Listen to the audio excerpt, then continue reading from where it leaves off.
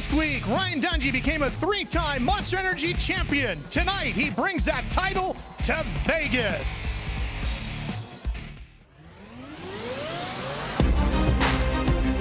It ends tonight. Clicking into gear, revs coming up, gate drop. A last chance to add to the record books. Fighting their way into the corners. One final opportunity to claim a checkered flag. Another win for Ryan Dungey. 17 main events from California to Massachusetts. I'm unstoppable. Came too far to be barred by an obstacle. That's not an optional. What they call hard is like riding a bicycle. I'm phenomenal. Feeling like I could do what a mythological guy could do. Power is optimal. It's my time to make impossible and the possible. Remember my name. You see my face every breath that you take. Oh, it messes up Muskin big time. This is when your heart rate really starts to jump. All of my dark days are gone. You will remember. Are you ready for Supercross? Are you ready for Supercross? Are you ready for Supercross? Are you ready for Supercross? Yeah, you will remember. You will remember. Yeah. This is your moment. You gotta own it. You gotta fight for your right to belong here. Let's do this. Let's do this. Let's do this. Let's do this.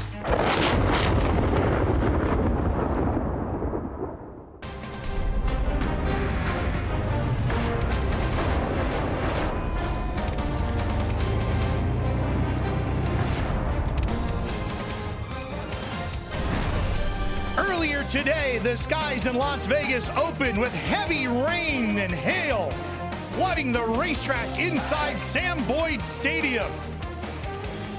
The track was flooded, but we're going racing tonight here in Vegas. Monster Energy AMA Supercross and FIM World Championship is ready to close out the 2016 season, and we kick off our action live with a pre-race show presented by Honda. Hi everybody, I'm Ralph Shaheen alongside my broadcast partner Jeff Emick, and we're ready to go for one more great Saturday night Supercross party tonight from here in Las Vegas. And we're going to close out the year with two great championship fights, the 250 East and West titles, and we got a new twist. Yeah, we have a brand new format. Never before in the history of Supercross have we combined the 250 East and West for the finale. Okay, this is not the shootout with no points. This is points on the line for the championships. We're going to combine them in the main event, and their result on the track is the points that they get counting towards their championship. And only one rider in this division has a title. That's Cooper Webb. He's leading the West, and the East Coast is very tight also. Well, as you saw, weather is certainly going to be a story, and joining us with more on that story is the five-time champion, the greatest of all time, the GOAT, Ricky Carmichael. Well, I got to tell you what, guys, I've come here to this race 20 years now, all right, and I cannot believe my eyes. All this rain, I've never seen Vegas Supercross like this. It is going to wreak havoc on these guys. I can't wait to see what's going to happen, how these riders are going to handle it. It's definitely going to put a special twist on the racing here tonight. Well, let's take a look at the track, Jeff, with our Kawasaki TrackMan. Well, it should be noted that it is sprinkling on the racetrack right now. Short start, left hand, then a big sweeper. You're going to be on the left edge of the tire. There's a tunnel jump back there that's not on the track map. Wide open, through the gearbox, 70 miles an hour. What's going to be interesting is now that it's muddy and slippery, are you going to be able to stop for this 180? 250s in this first heat, they are going to have problems getting over that triple jump and through some of these rhythm sections. These turns are going to get really rutted. Dragon's back, 2 in a row. Okay, there's water between each one of them. Then a third one that's turned around backwards. These tight sections are going to be very, very difficult as the night goes on. A couple more rhythm sections, put the power to the ground, try to nail this 70-foot triple, 30 to 40 feet in the air. Left-handed 180, a very difficult rhythm section with tall jumps. It's going to be muddy. It's going to be rutted at the bottom. One final 180, a massive whoop section leading into the Monster Energy finish line. That's a lap in Las Vegas. Here's Jenny Tapp with one more twist to the 250 title fight. Well, guys, it's been a while since we've seen Cooper Webb, and unfortunately, in that time, he's suffered an injury. Cooper Webb told me today he has a broken left scaphoid. Now, that scaphoid bone is small. It's located between the hand and forearm. He said it happened about 2 weeks ago. Doesn't know if surgery is needed. He made clear, I'm going to give it my all tonight, guys. He is dealing with that injury. We'll see how he fares in these tough conditions. Okay, Jenny, thank you. I mean, Jeff, that is a lot to think about as we get ready for this first heat race. Yeah, when we did the track walk earlier today, we were all just thinking, boy, those 3 dragon backs are going to be the tough thing that everybody's going to have to focus on as we look at our MMI Spider Camp. Now you've got weather and potential hand issues for Cooper Webb. I mean, yeah, boy, that's a lot. Yeah, and Webb's fastest lap was over a second slower than our fastest qualifier, Joey Savacci, he's battling with in this title chase. Here we go. Oh, look at the mud flying up. Oh, one rider down right in front of the pack. That's going to take a handful of guys down with him. And up and over they go with Cooper Webb out front as his 250 West heat race kicks things off. Cooper Webb doing what champions do when the pressure's on, and it is championship finale. Cooper Webb has nailed the whole shot on that Yamaha 250F. You notice you've got, it looks like Alex Martin, YAMALUBE, Star Racing Yamaha, his teammate. Dakotas, got Savacci back there.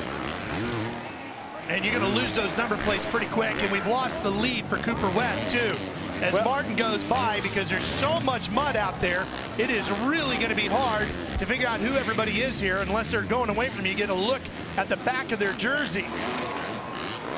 Well, and Alex Martin, he hails out of Millville, Minnesota. Oh, and Savacci gets tagged by Savacci, and that is going to slow him up, and he's going to lose even more spots as the 42 of Oldenburg goes by, and now Cooper comes jumping through the inside, trying to gain a couple of those back.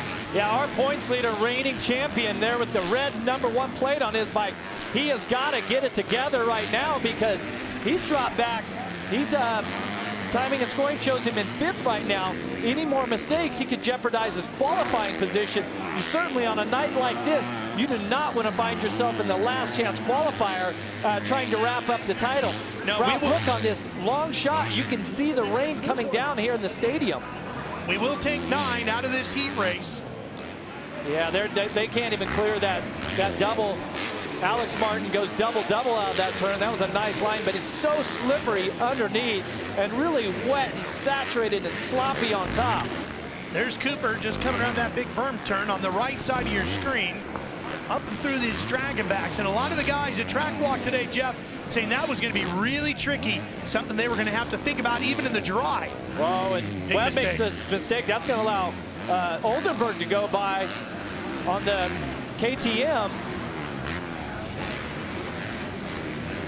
You really have to slow your brain down on a track like this, don't you? And really focus your attention on what you're doing. Yeah, well, you're trying not to make any mistakes. And the problem, I would imagine, for Cooper Webb is that his wrist and his arm is not as strong as he needs it to be. So now it's really taking a lot out of him physically. Boy, that rain really coming down. Here's Savacci. You see them working their way through that rain. Well, Savacci, he's one of the riders that trains down at Ricky Carmichael's facility in Florida, down there. You know, I imagine, Ricky, you guys get quite a bit of rain, and when it does, this is the perfect time to go ahead and go out and get those practice laps in, yeah? Well, that's right, and I'm always on these guys. You know, sometimes they don't want to ride when the conditions aren't just right. And I say, hey, guys, something like this could happen, and look what we're seeing right now. So I bet they're thinking, especially Joey right now, dang, RC's right. So we'll see if it pays off for him. Yeah, but like Ricky said, at Las Vegas, this is the last race on the schedule that you would ever think that we would have these type of conditions. I mean, usually it's 100 degrees, hard packed, slippery, dry. Not tonight. Most of the guys would have told you we had a better chance of seeing rain inside one of the domes we compete in than here. And that's virtually impossible. Savacci trying to catch Martin. They run 1 and 2.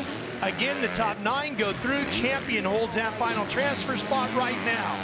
And if you look on Joey Savacci's visor, Look how he's got an extra length on that visor. They'll take some clear Lexan and tape it on there to where that he can dip his head down a little bit, and it'll guard his goggles against the roost. So most of the mud would collect on top of the helmet visor and save the goggles, save the tear-offs that he's running. Oh, Martin almost off the side of the track. This is going to be a rough night for all the goggle guys and the gear guys, because they're going to be going through a lot of stuff today, trying to keep their riders ready to go. Yeah, and then not to mention the mechanics and all of the race team members. I mean, they've got the power washers and everything. That they're going to be on this right after this race is over. Cooper trying to get inside of Oldenburg. If he can get around him, that would be for 4th. Yeah, it's a great ride for Oldenburg. I mean, to pass the reigning champ, looks like he's very comfortable in these wet situations. Oldenburg on the Troy Lee Designs Red Bull KTM number 42. Look at how slippery it is. It's just so hard underneath, and they're just wet and sloppy on top. Guys, I'm telling you, it is coming down here on the floor. I mean, it's getting worse, slippery, like you guys are saying. I mean, the conditions are just treacherous. Watching Martin under the brakes here, Ricky. Let's talk about braking for a second, Ricky. When it's conditions like this, what do you focus on? Well, you definitely, your balance has to be on point, and obviously you can't get into the corners too hard. And like Jeff said, you know, the base of this is really slippery, so you got to... Whoa, did you see what Savachi just did? The rhythm section, Ricky, he just went through the Dragon's backs like it was dry. He has absolutely found the line. He is comfortable with the mud and the track like it is, and he is putting the pressure on Alex Martin. And we have just a little over 1 lap to go.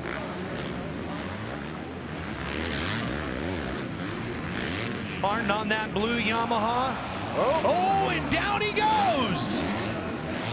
Martin goes down, loses it in the corner, and through to the white flag comes Savachi. And Ralph, what a confidence booster this has to be for Joey Savachi on the Monster Energy Pro Circuit Kawasaki.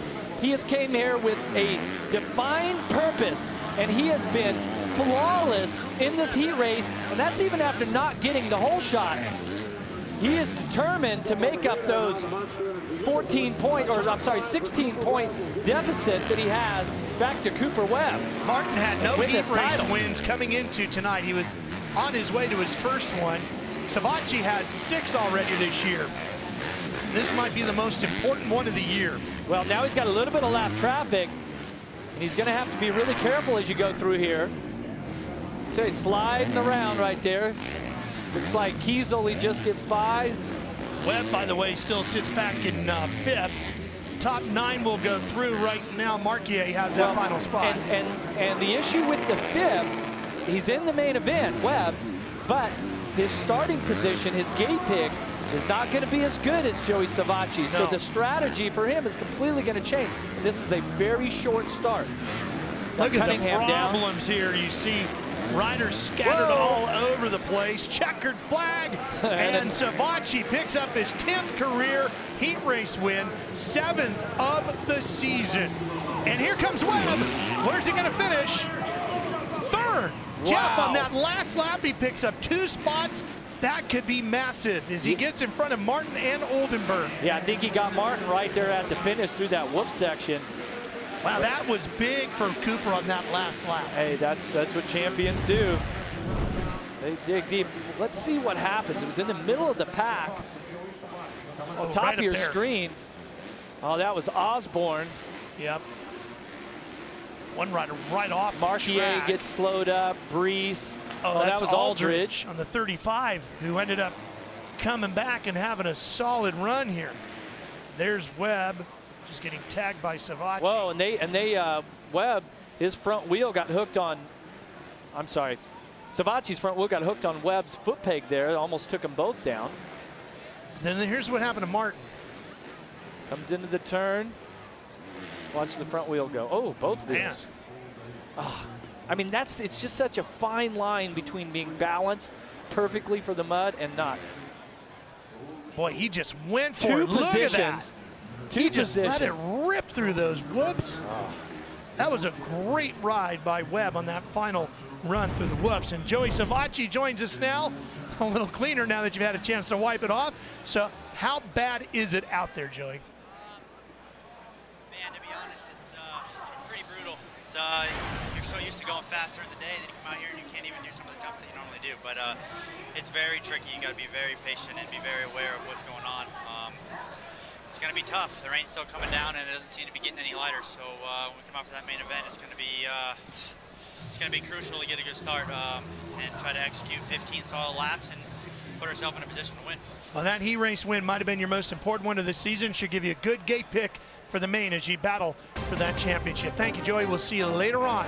Heat 2 is in the gate. We'll have that race when we come back.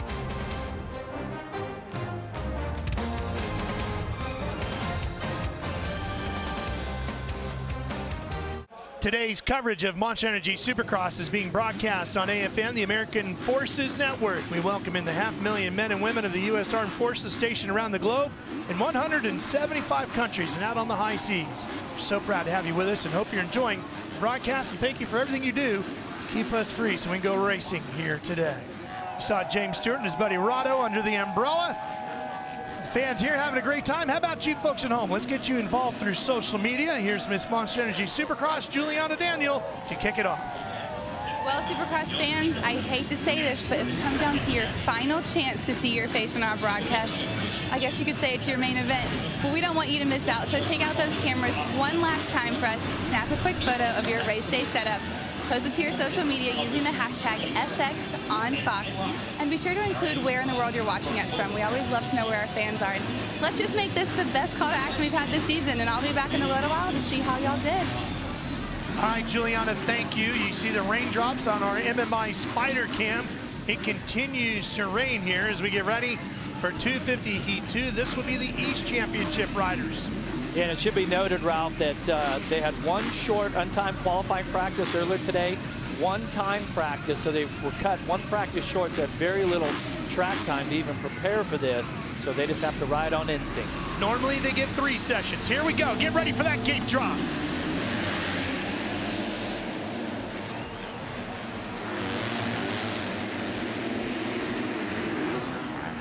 Alex leads him through with Stewart to the inside. Malcolm, the points leader on the 50.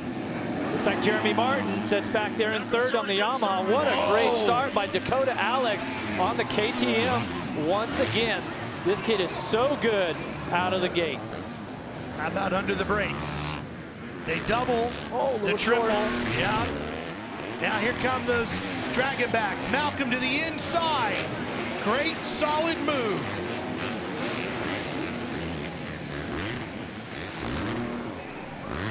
Now the reverse, dragon back, and they'll head the other way down the other lane. And it's McGrath on the 30 on another KTM, trying to get inside, takes over second place. Martin on the 6, rides in 4th, top 9 transfer. And Martin misses the triple. It's going to cost him a little bit of time, and it looks like Audette. Yeah, the 61 there, the green bike. Kawasaki ride. Alex loses a couple of spots, it looks like. Oh, maybe not. Look at the whoops now. They're going to get even worse. Even though that's, you know, the other riders have, from that first heat, went through there. Now it's really going to get chewed up and rutted up and even more difficult than when they were just fresh. And look at Hampshire fighting to keep that thing on the 31 off those tough blocks. Hampshire, rider out of Florida, you know he's ridden some mud down there in the south. He looks completely comfortable in the mud here in the southwest in Las Vegas. Look how far back they're getting on the brakes, Jeff. So much further than they would have been in the drop. Oh, for sure.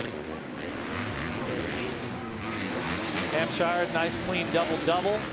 Then now you start to see some of those ruts form, and the riders, they tend to find the one rut and get locked in because you remember that fall that Alex Martin had earlier.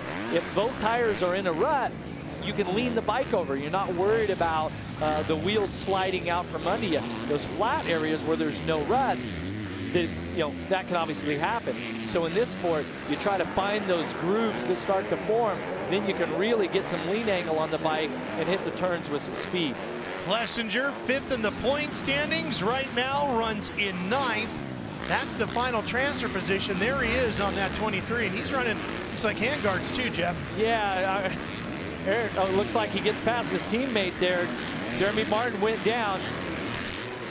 I'll tell you, with Plessinger, these last few weeks, ever since he became a real title contender by winning that main event in Indiana, he can't buy a start.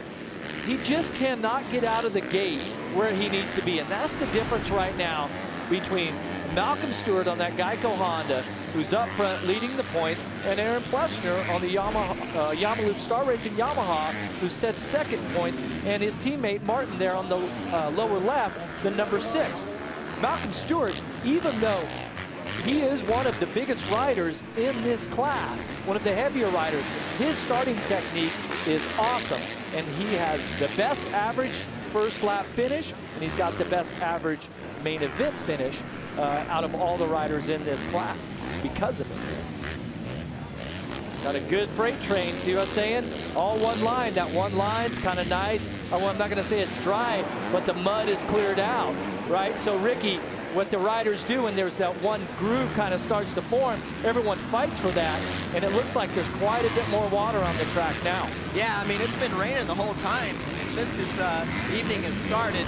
And like you said, everybody's fighting for that one line. But I got to tell you, as it keeps raining like this, it almost makes it better and not get so one line, keeps everything washed out, washed away, if you will.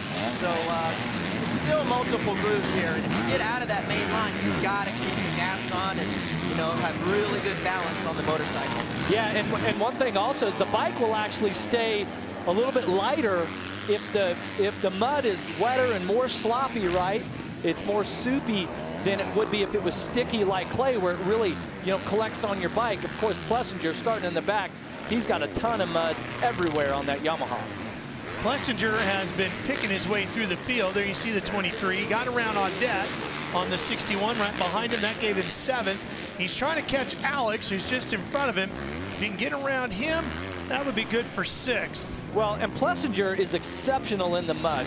Grew up in Indiana, riding a lot of off-road cross-country type racing where mud and ruts and nasty conditions are just part of the sport.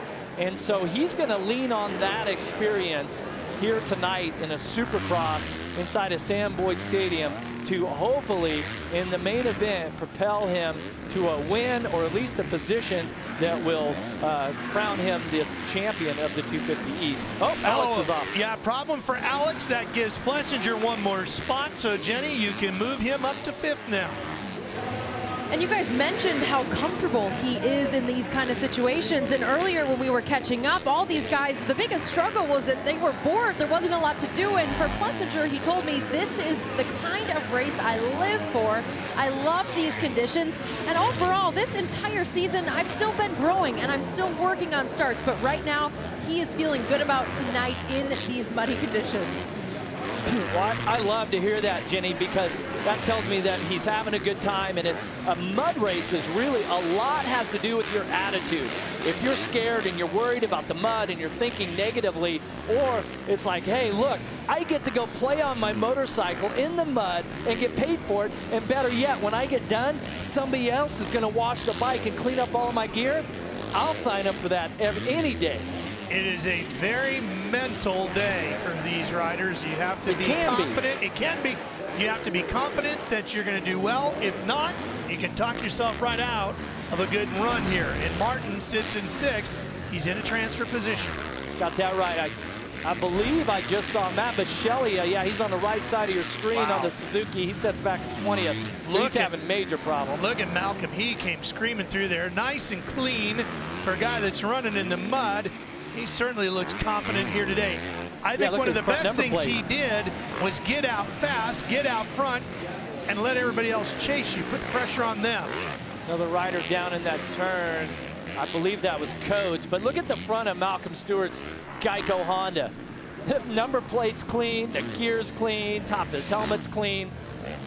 Oh, he's putting on a fantastic ride. What a night this could be for the rider out of Florida to join his brother James as a 250 champion. It could be the only time we've ever had brothers like that accomplish that. Talked to his dad earlier today, Big James. He said, how are you going to approach it? And he said, we're just going for it.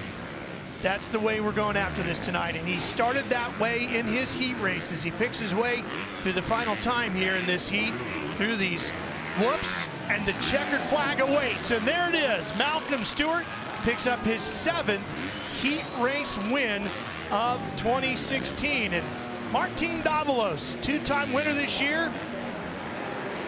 He was 7th on the first lap, but now he's in 9th, the final transfer position. Not sure what went down, but I have a good idea it involved his motorcycle laying on its, oh, what was that? Was that Supercross? On the tough block. Yeah, was, and more problems in front of them. And Martin can't hang on. Martin Davalos gets knocked off the track, but he's going to get to the checkered flag, and that was Alex that got bumped off. And I don't know if he's going to get to it before we get to the 9th position. He won't. Supercross will get it.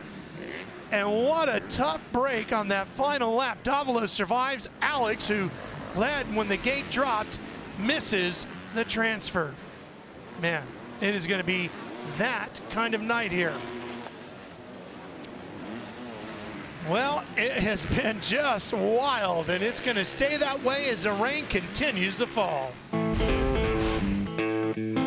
The top 450 riders are ready to race their way into tonight's main event. Ryan Dungey, Ken Roczen, Eli Tomac, and Jason Anderson. 2 6-lap heat races take center stage when Monster Energy Supercross returns to Las Vegas. This is Monster Energy Supercross. Don't you dare change that channel.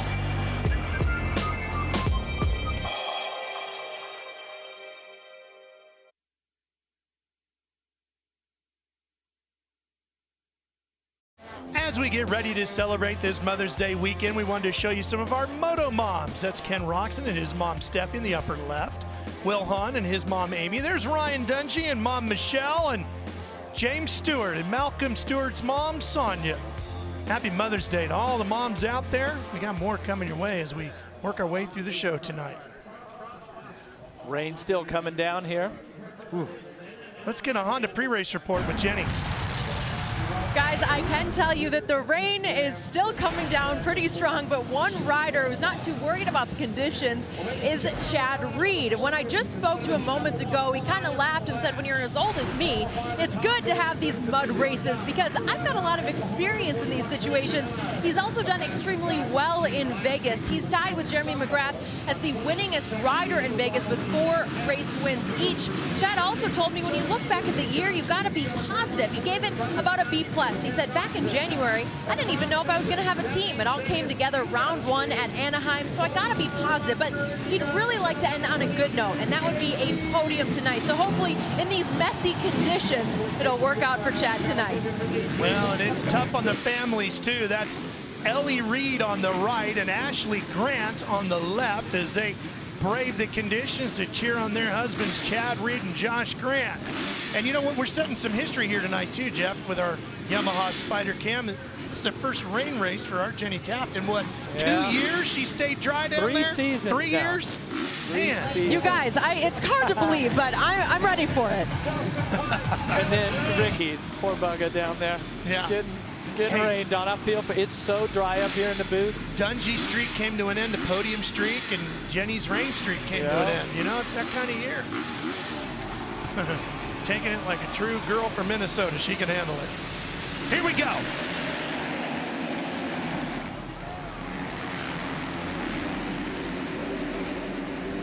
Grant trying to get to the inside. He's right behind Bogle. There's Reed. Well, Grant was there first, and Bogle on the Geico Honda goes by on the inside. And Millsaps right there in third, Jeff. Yeah, Grant, number 33 on the Monster Energy Kawasaki. Millsaps in the all-white for now. Yeah. He's on the orange BTOsports.com KTM. Oh, Reed struggled a little bit getting over that first part of that triple. Yeah, and you're gonna see the 450s here with tons more horsepower, have the ability, once they get comfortable with the track, to jump a bunch of these obstacles that the 250s just didn't have the power to do. And a lot of times here when it's wet like this, you see a lot of riders, they sit down and jump things a little more. And that's to really get a lot of weight on the back of the bike to get that rear tire to hook up. Millsaps works his way past Grant, who sails it. No, he came up short on that. Notice that one line they're all funneling in. Here comes Trey Canard on the 41, and it looks like Roczen. Yeah, that's Roczen in the Ironman gear. Iron the 10 it is. Here, hang on, Trey, and he loses the grip, and down goes Trey Canard. Trying to pick that big machine up. Look at how that HRC Honda is perfectly right on the top of that whoop. So any way he tries to get on the bike, it's going to be really tough to get his leg up over. Right there on the left-hand side of your screen, number 41 gets the weight to the right. Thing huckabucks a little, and he slides it down. But it's just a very awkward place to pick up the bike. So timing and scoring has him in, well, 20th last. Bogle continues to lead here on the Geico Honda, picking his way through. Now, Bogle's hometown is Cushing, Oklahoma. In my younger days, I raced in Oklahoma almost every week. And if it rained, Dad made us ride in Oklahoma. They have some serious red clay mud in Oklahoma. So Bogle certainly in his lifetime has ridden mud like this, should be completely comfortable with it. And what a difference we see now out of the 250 champion, Justin Bogle, now considered than from the beginning of the championship when he started off injured and had such a slow beginning. He is looking really good now. Look at Roczen come flying through the whoop section as he closes in on Grant. Now he's going to try to get out of maroon on the second bike in the run here. Yeah, Roczen wearing some custom gear. Fox Racing Ironman collaboration they have with the Captain America Ironman movie coming out.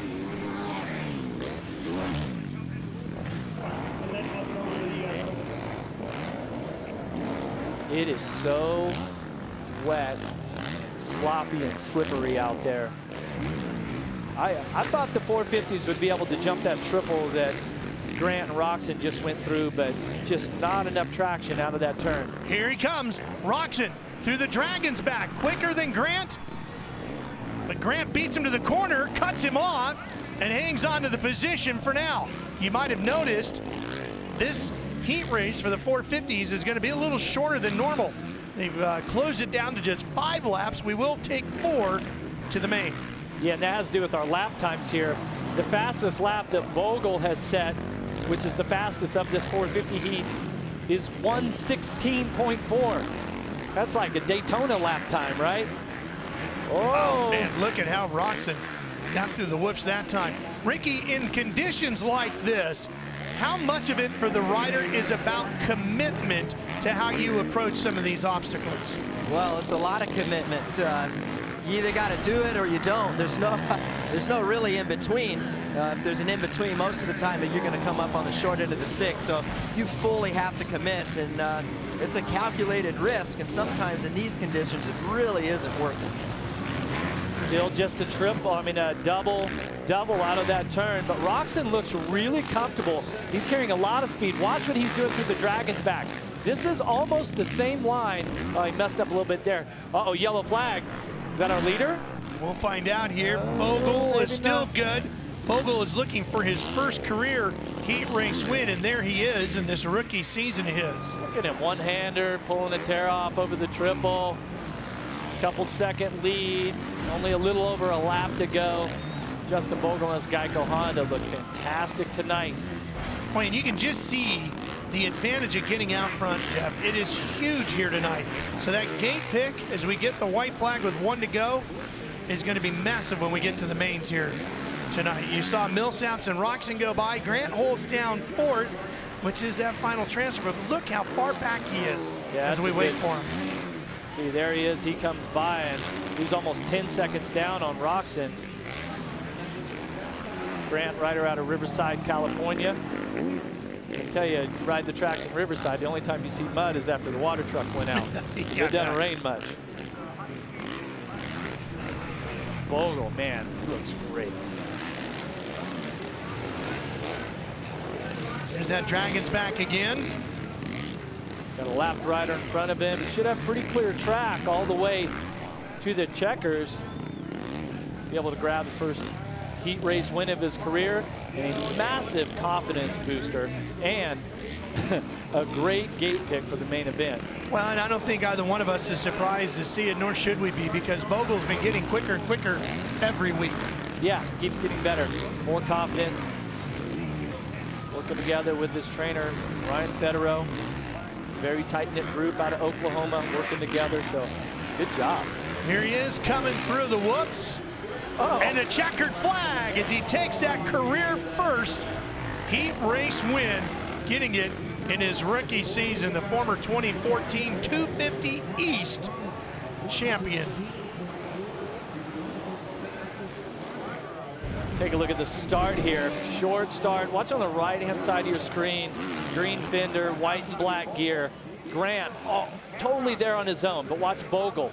He gets the Honda turn and straightened out. And watch Grant, he gets almost in the side of that Monster Energy tough block. It's kind of protruding out there. So Grant trying to stay away from that, and Bogle ends up with the pole shot, the SXMO look here of Roczen. He was going down the left side of the whoops, and he was carrying a lot of speed.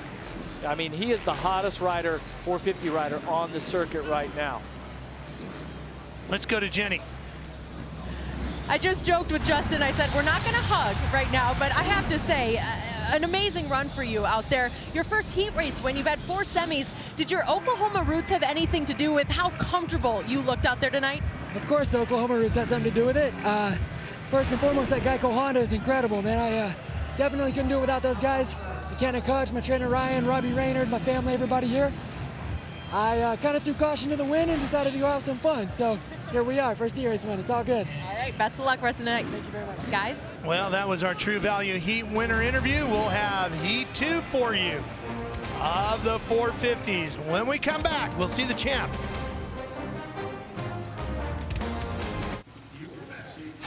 Some more Moto Mom for you on this Mother's Day weekend. There's Cole Sealing, his mom Karen. Justin Barsha on the right, Mom Lorraine. And how about this shot of Eli Tomac and his mom Kathy. Happy Mother's Day to all the moms out there. Rain still falling here in Las Vegas as we get ready to go racing with another 450 heat race. Now at the top of the hour, we're going to be shifting over to FS1, so get ready for that. You see the 32nd board being used, Jeff, as a bit of protection by one of the monster girls. Yeah, trying to shake some mud off of her rain boots there. I mean, it's just such a unique situation. We just, it never rains here. It's the desert. No. Right? I mean, yeah. And it was, I mean, bone dry when we came out here for track walk. Now, as you see from our Yamaha Spider Cam, many of the fans in the grandstands, a hardy crowd that have hung in here with us all afternoon long. Got the ponchos on, the umbrellas, and doing everything they can to stay dry, but they're not leaving. They're here for the season finale, Monster Energy Supercross of 2016. Of course, we'll be back here in October for the Monster Energy Cup, and Fox Sports will have that coverage for you as well. All right, there he is, the now 3-time champion, Ryan Dungey, in his Captain America gear, ready to go in this heat race. 4 more will advance, and again, just a 5-lap heat race here for the 450s.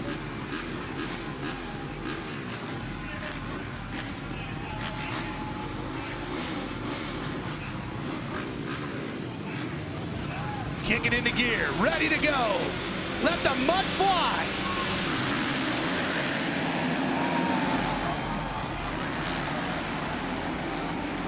Dungey and Anderson battling for the lead, and it's going to go to Dungey for now. Anderson already pulling tear off, so look at that. He has to pull a tear off, loses 3 bike links instantly. Captain America out front, newly crowned 3-time Monster Energy Supercross champion, executed a perfect pole shot. Well, you saw a couple of Suzuki riders stack up in that big bowl turn. And Dungey and his Red Bull KTM opening up a good-sized lead Now, ROCKSTAR HUSQVARNA Anderson sitting in second. And it looks like one of the Suzukis, that's Weimer on the number 12, who has put himself and his Soaring Eagle Jimmy John Suzuki factory racing effort into third, which is a transfer position. We have Eli Tomac, number 3 on the Monster Energy Kawasaki, just behind them. Tomac was your 5th fastest qualifier today. Dungey was quickest. Should be noted, once again, they just had one free practice and then one time practice, and then the rain came down right as these riders were finishing up. Tomac moves into third. Here comes Marvin Musquin, the French rider in his rookie season. He's trying to catch the bike in front of him. Weimer, see if he can get a transfer spot. We got a great feature on Marvin and his wife Mathilde coming up later on in the show. You're not going to want to miss that. An outstanding look behind the scenes as the couple chase their dreams in Monster Energy Supercross. Coming down back into the stadium, you see Jake Weimer there, the number 12, pulling some roll-offs.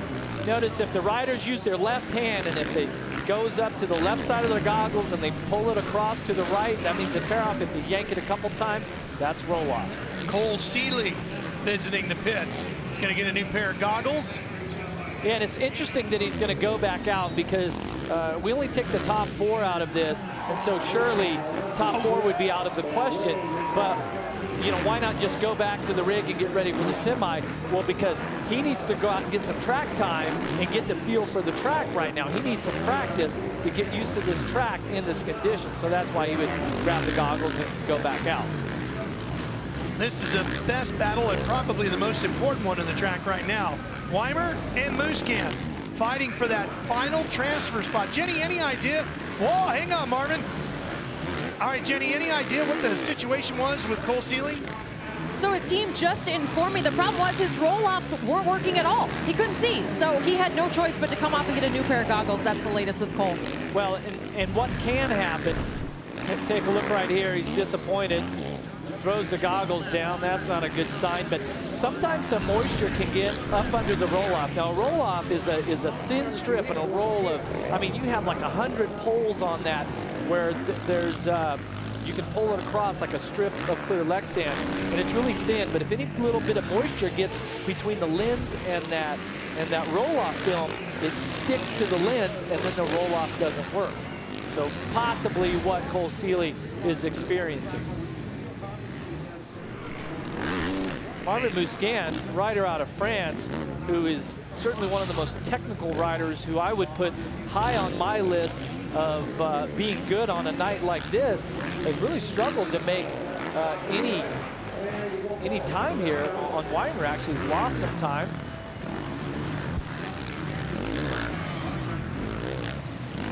Watch him just work his way through this.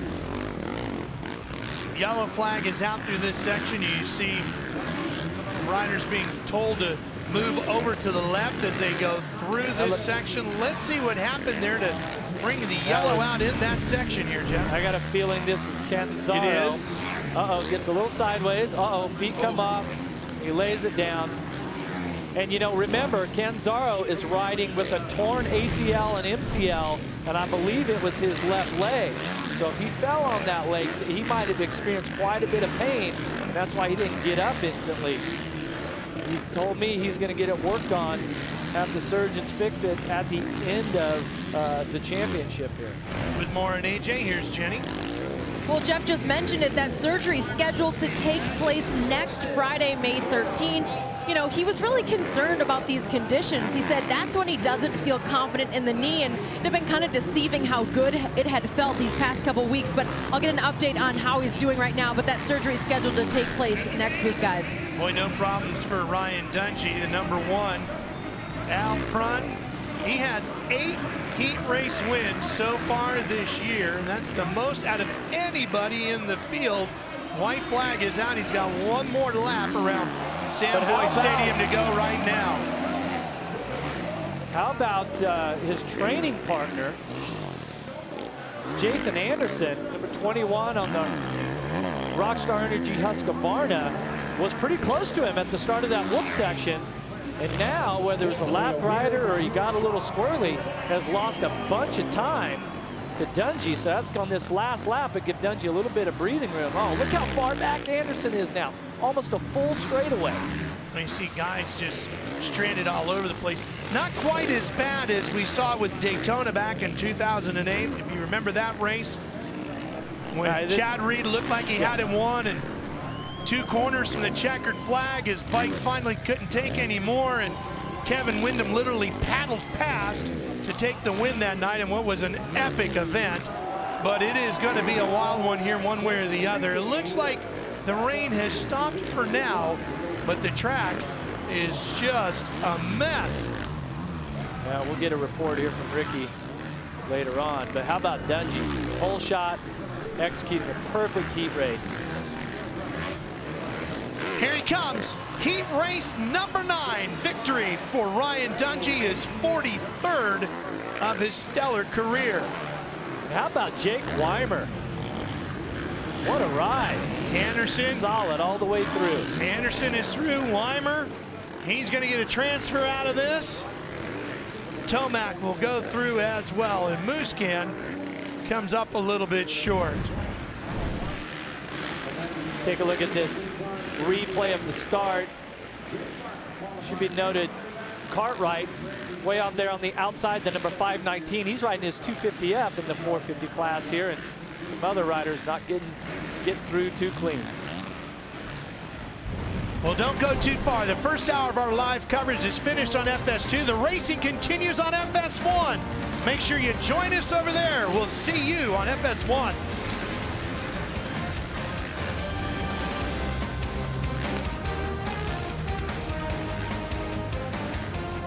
Energy AMA Supercross and FIM World Championship in Sam Boyd Stadium in Las Vegas. Yeah, we're racing in the desert, but it has been rainy and muddy, and it has been claiming victims throughout the heat races. The big stars battling for championships here tonight have their work cut out for them on a very treacherous racetrack. Monster Energy Supercross ready to close out the 2016 season live on FS1 in Sam Boyd Stadium.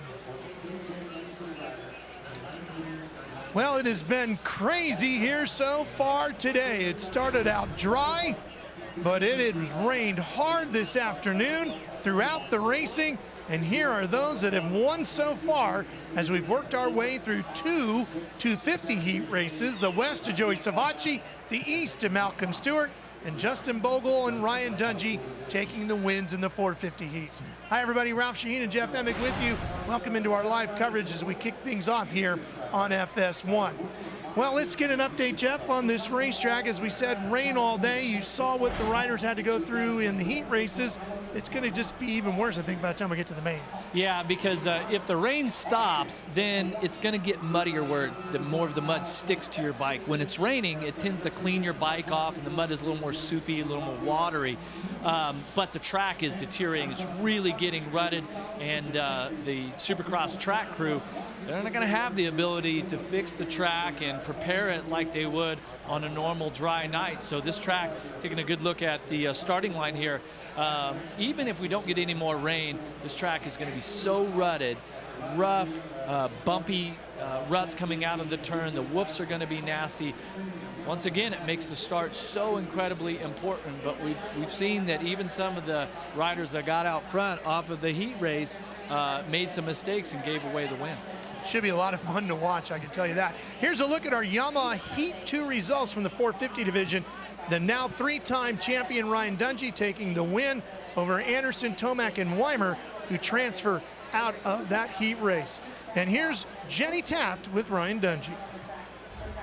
Ryan, you just got heat race win number 9 on the year for you, but the conditions are challenging. Just how hard is it out there? It's pretty greasy, you know, with this Las Vegas dirt. It's really slippery on the base, you know, so it's really slick, and on the top it's just mucky, wet dirt, so it just especially with this little bit of a drizzle, but it looks like it's going to go away. So the track should come around really good, you know, but got off to a good start. That was where it was at. Dunlop tires were hooking up, and then, you know, with ran into some lappers. That was actually got a little sketchy in the whoops there, but yeah.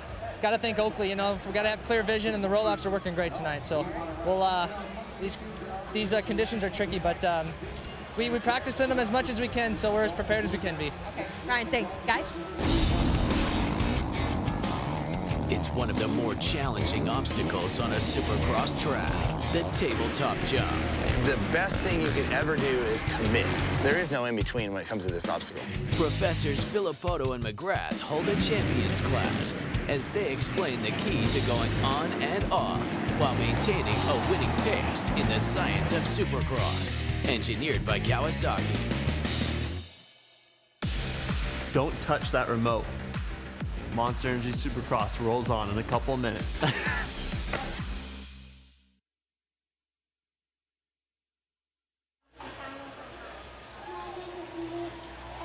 Eli Tomac win at Daytona. Eli is like a quiet assassin. He's really soft-spoken, but homeboy's dangerous. The Colorado kid, I don't know. It's hard to explain. He keeps to himself, and you don't really know much about him. I'm the guy that's just kind of, He is working it, and when he can ride this fluid and this aggressive, that's when he's usually at his best. I'm not living in Florida. I'm not living in California. I'm Colorado, so I'm different. You know, I'm not around the normal moto scene most of the year. Your life story is going to be made into a movie. All right, let's say Daniel Craig. Yeah, why not? Yeah. If I'm mysterious, then I'll be 007. Well, they might not look that difficult, but the tabletop, you see it right there at the bottom of the screen, is one of the most technical obstacles anywhere on a Monster Energy Supercross track, as you'll learn in our Kawasaki Science of Supercross feature.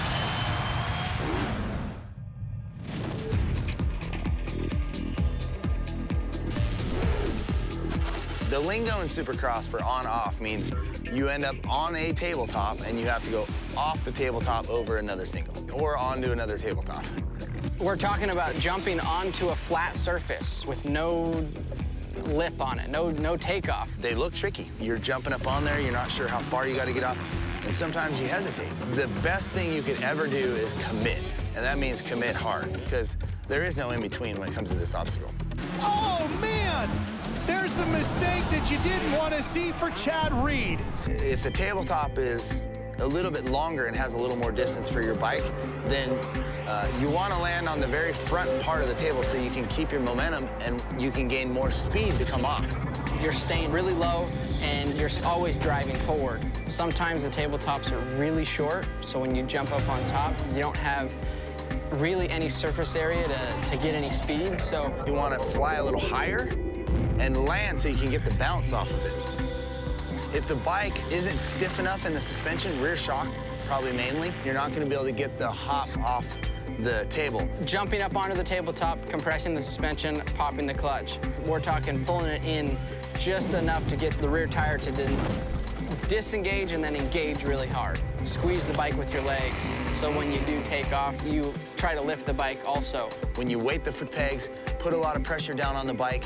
If the bike doesn't respond to you doing that, you're gonna come off the table and you're gonna come up short all the time. James Stewart is down. Casing it is the frame lands right on the jumps. It hurts your body, it hurts your ankles, and it causes endos.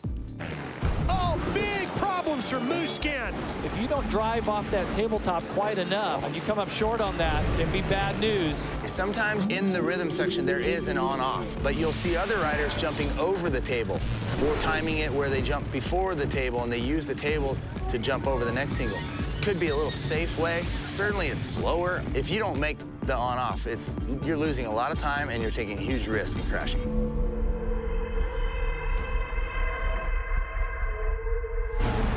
To learn more about the science of Kawasaki KX motorcycles, visit the Kawasaki website. Kawasaki, the bike that builds champions.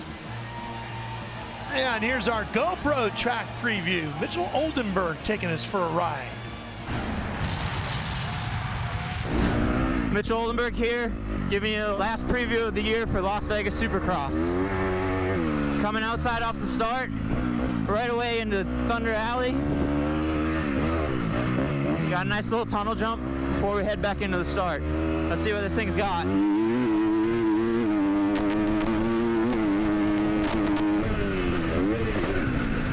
Big ski jump into the stands. Do a tricky left-hander.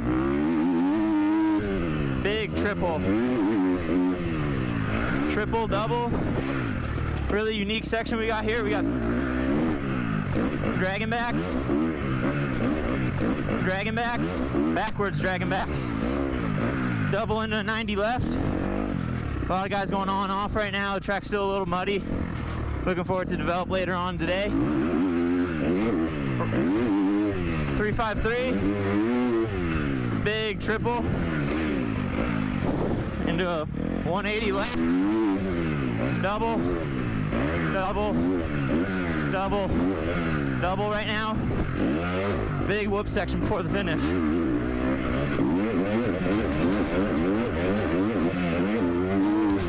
Finish line, back out of the stadium. That's a lap at Las Vegas.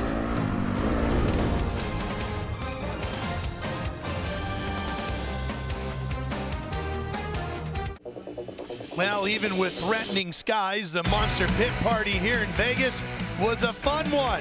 We had sunshine early on, and then when the skies opened up, the fans just found other things to do, and they hung in there, and we had a great time. Make sure if you come join us here for the Monster Energy Cup in October, you get here early enough to take in all the action with the pit party. The one here at Sam Boyd Stadium, one of the biggest and the best of the year.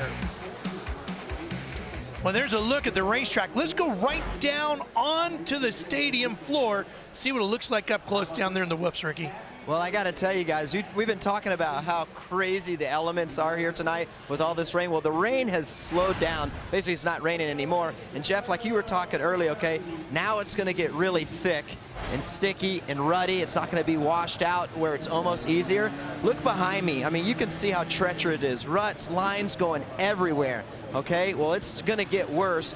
The dirt is going to dig out a little bit more, and these things are going to be gnarly come main event time. Whoever can keep it on two wheels through here is going to have a huge advantage. Hey, RC, you look like you got roosted there, bud. I have. I've been down here in the trenches, guys. The front of your jacket and your pants, you're a little dirty there, buddy. Oh, yeah. I love it, though. It's good. This is what I do. Good stuff. All right. Well, Cooper Webb is trying to wrap up his second 250 championship, and he's going to be moving on to the 450s next year, and we asked him about that transition.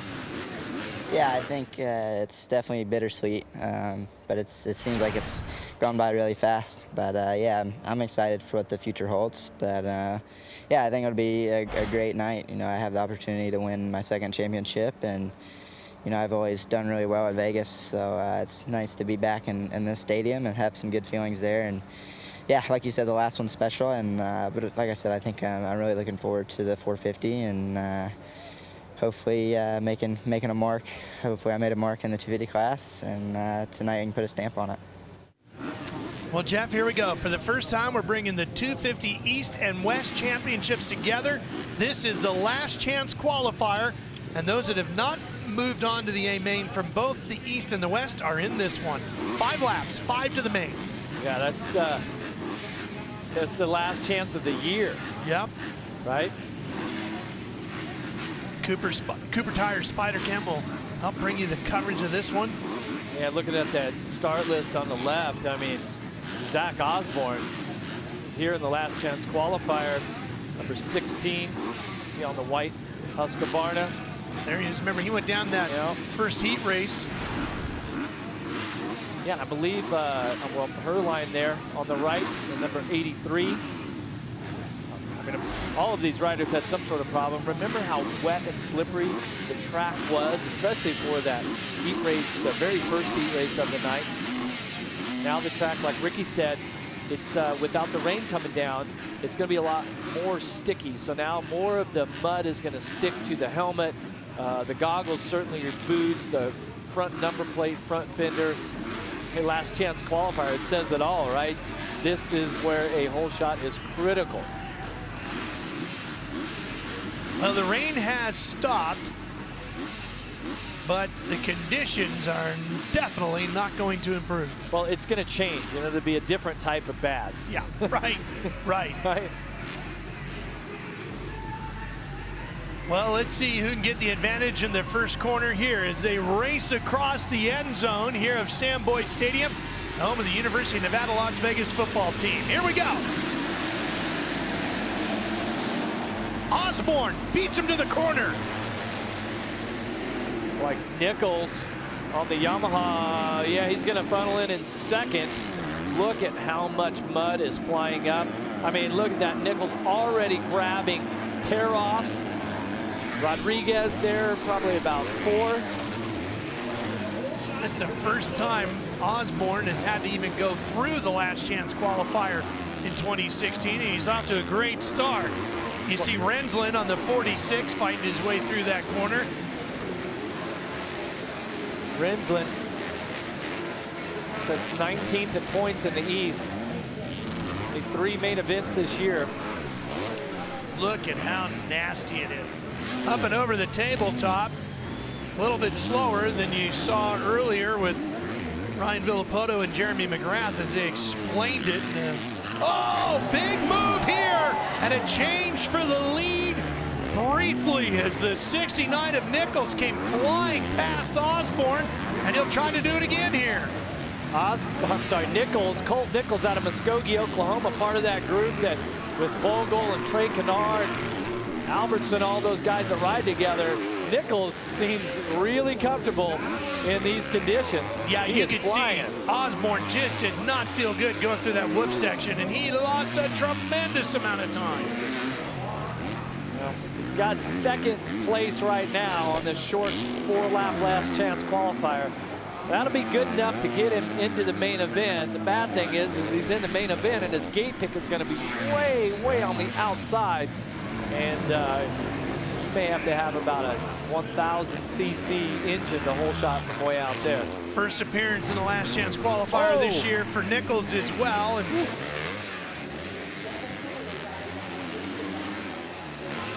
Ricky, what do you think of the track now? Well, guys, check this berm out, okay? Normally, there's just one nice rut. Oh, look at there. We've got a down rider. There's like 3 or 4 ruts, and it is so gnarly and deep. A great perspective of just how treacherous these lines are getting. That was Champion, Ricky, that went down right in front of you. So he loses a spot, it looks like, to Rensland. Once timing and scoring catches up, we'll have an accurate spot there, and then that should be Peters, the number 40 behind him. He's on the brown bike. Oh, 2 riders down here. Is that Norin? Yeah, that's got to be Norin and Peters. Oh, that's could be. They were running together. Yes, Norin and Peters, because they're both dropping right out of the top 10 on timing and scoring. And still at the front, Colt Nichols. Now he's going to have to probably kiss this year. Jeff, foot placement can be tricky on a night like tonight too. Yeah, when you've got these ruts, you really want to make sure that you're riding on the balls of your feet and that you have your toes tucked in, because if you catch a big clump of mud or one of those deep ruts, if you catch your boot and it rips your foot off of the foot peg, now it throws your leg back and throws your balance off. Could have been what happened with Champion in this turn a lap ago, right there where Nichols went through. But look at the lap time, 124. Well, think about this, Jeff. Some of the names that are in contention throughout the season who are not in a position to transfer out of here. Riders like Michelia, Cunningham's back in 16th, Peters in 17th. This is crazy. Starling having a tough run. Starling's in 11th, Michelia's in 7th. Yeah, right here, Luke Rensland has a third going right now, riding that Cycle Trader Rock River Yamaha. This is one night in Las Vegas that will be talked about for many years to come, to go along with Daytona in 2008 and Anaheim, was it 2005? Another one of the epic mud races. Taking a look at Ryan Breeze right here out of Idaho. Strict triple effect US Racing Yamaha. Possibly have a spot in the main event here, but all of these riders are struggling. Keep the bike balanced perfectly. Let's see what our leader is doing. So he's got the final spot, final transfer position of the year. That's Breeze, and right here on that 69, Nichols with a little under 4.5 seconds over second place competitor Zach Osborne. Yeah, he looks great.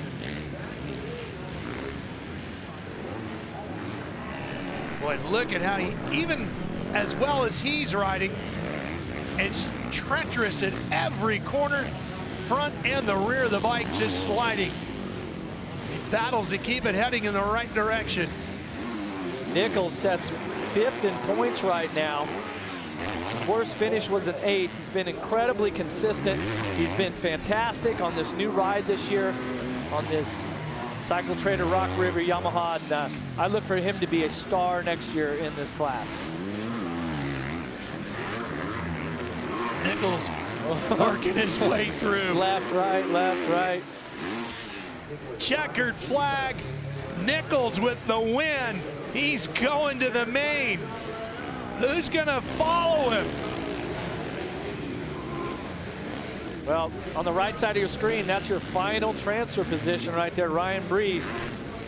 And it's Osborne quite Silver. a ways back. Champion, who had a top 4 position and fell. He's in 5th, and he's quite a ways back. I mean, look at Brees. He's struggling, Jeff.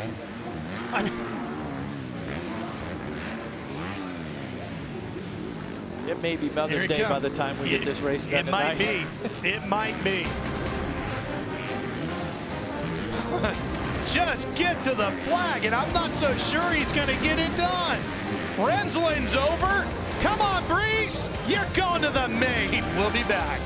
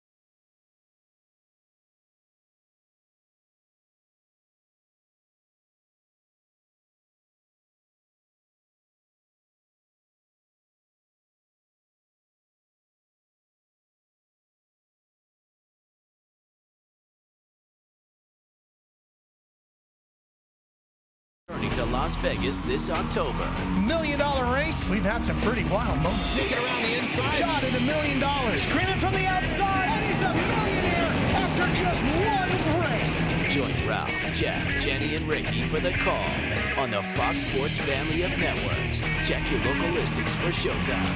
$1 million on the line. Monster Energy Cup.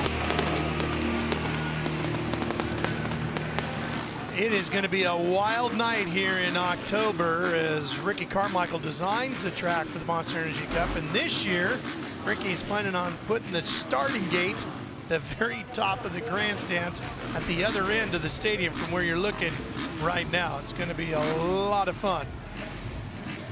Spider Cam hovering over to the start gate. Suzuki has coverage of our 2 450 semis. Now these are going to be 4 laps, a lap shorter than normal, but we'll still transfer 5 out of each of these 450 heats into the main. Baggett, Brayton, and Alessi, just a couple of the big names in 450 semi number 1. They're ready to go, so are we. And Brayton's 10 really jumped out. Alessi trying to hang on to the 800 as Baggett moves into the lead. Looks like Barsha there in 3rd, also Schmidt 4th. No surprise that Alessi was quick out of the gate. But we've seen that a couple times here tonight.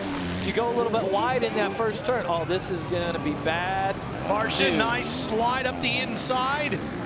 Takes a position away, and one rider goes down in that corner as they search for traction, trying to come back down the next lane. Ralph, that looked like a white bike. I'm thinking that might have been the 55 of Freezy. Mike Alessi's teammate on the Smart Top Moto Concepts bike. Oh, whoop. That Brayton? That's Benny Bloss, it looks like. Looks like that height that he has didn't give him an advantage in that situation. Bloss trying to make his second main event in a row. Got into the first one a week ago. And here's Baggett with Barsha on his tail. It looks and then like Alessi on the 800. Sorry, Ralph. It just looks like it's more slippery now. And look at the great shot of the whoops here, because now there's a lot of edges in there. See how sideways the bikes are going?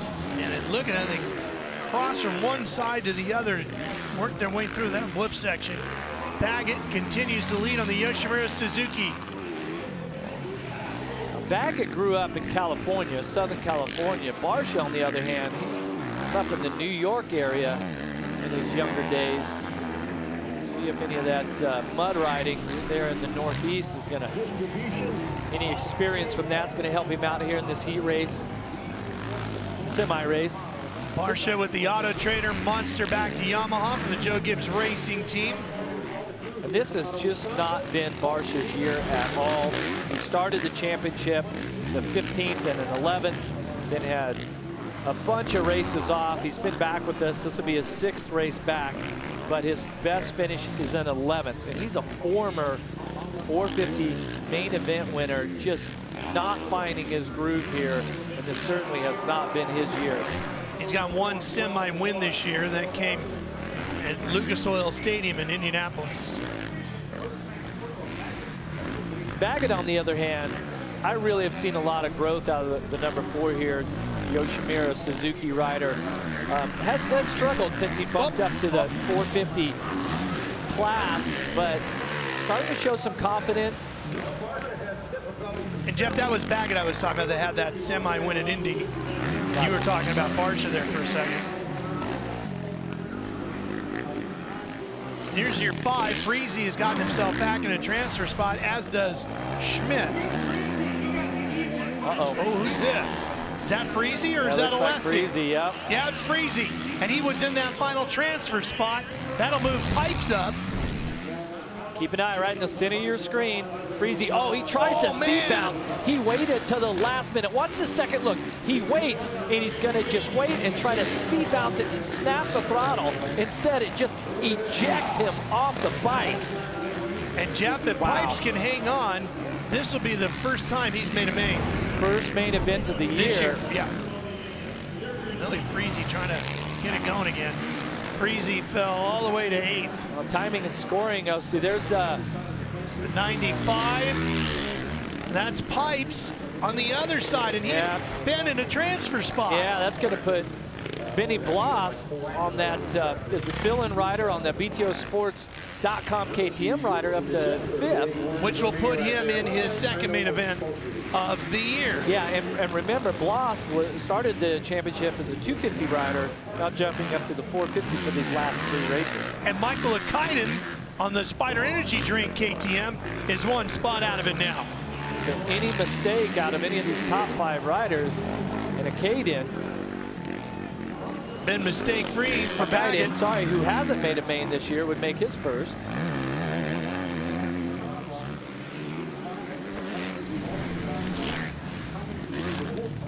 Here's that big, long run over that ski jump. Notice how that one line's kind of starting to groove in there. Going to try to find that line, stay in it, not make any mistakes. This is that one turn. Look at that. Now we're just going to say, okay, we'll just use these inside lines here. And then the Dragon's back. I mean, there is no line through there. There's no line that's better than the next. You just pick a line and try to keep it on 2 wheels. These 450s produce so much power. Trying to get it to the ground on a night like this, just incredibly difficult. Nice. Look how rutted that turn is, and those ruts get really bumpy and rough. And then that really throws your balance off. Baggett on his way to his 2nd semi-win of the year. One more trip through the rutted up whoops. Another rider struggling in front of him. And here it is, career semi-win number 5 for Blake Baggett. Looks back, okay, yeah, that was the checkers, all right. He'll make his way back to the Yoshimura rig, and they'll get him ready for the main. Well, while we wait for the rest of them to finish up here in semi number 1, let's visit with Jenny. Hey, Ralph, thank you. Well, I've got BJ Baldwin here. He's one of the most successful off-road truck drivers. He's also a 2-time Baja 1000 champ. You've got a new partnership with Toyota. So tell me a little bit about that partnership and what's next for you. Well, the Toyota partnership is really exciting. It's something we've been working on for about 6 to 8 months.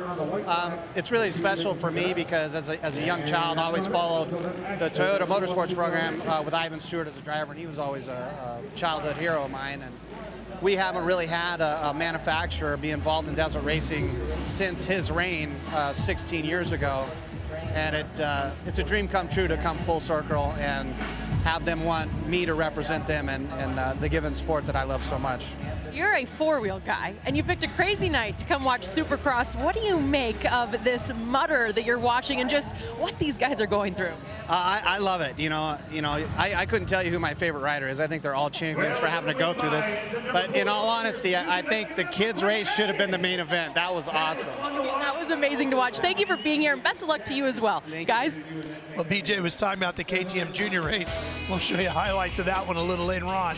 Here is the top 10 results of semi number 1, and the 5 riders, Baggett, Barsha, Alessi, Schmidt, and Benny Bloss, that will go through. And Justin Brayton misses out here in the semi. He'll have a shot through the last chance qualifier coming up. Got some top 20 riders that are not in the main event yet. Yeah. That'll make it interesting. Yeah, that is for sure. I mean, Brayton's a top 10 guy. He's 8th in points. Here's semi number 2 getting ready. Tomorrow, wake up to a pair of heavyweight wars as former champions and knockout masters finally meet in the octagon when Alistair Overeem takes on Andre Arlovsky. Plus, it's a battle of the giants between Bigfoot and Struve. It's all at a special time, 11 a.m. Eastern, next Sunday on FS1, or watch it live on Fox Sports Go. Jeff, this is what you get to look forward to if you don't fly over the wind here tonight. Look at this thing. And see how all the mud collected where the rear swing arm and rear wheel and the front wheel are just, yeah, that's not a good place to be. And they got to get ready for the last chance qualifier. Yeah, there's still one more to go. Reed, that was the 95 of Dustin Pipes, by the way. So. Who had a transfer spot until he crashed. Got one more shot to make his first main of the year. Reed, Musquin, and Canard in this one. Suzuki with Spider Cam. I mean, look at this. Just in this semi-qualifier alone, the riders that have won 250 championships, Reed, Musquin, Tickle, Canard, all the way down. Reed, of course, 2-time Monster Energy Supercross champion, was always the master when it came to Las Vegas here because it was dry and hard and slick, but tonight it's way different.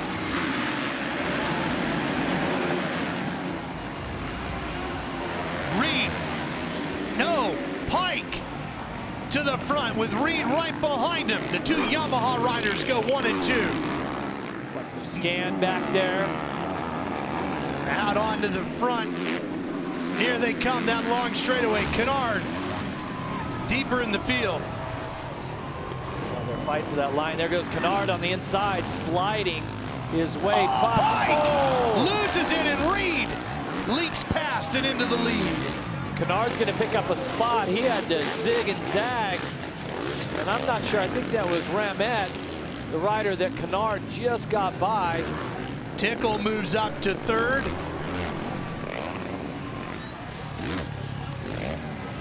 Musquin right there with Reed.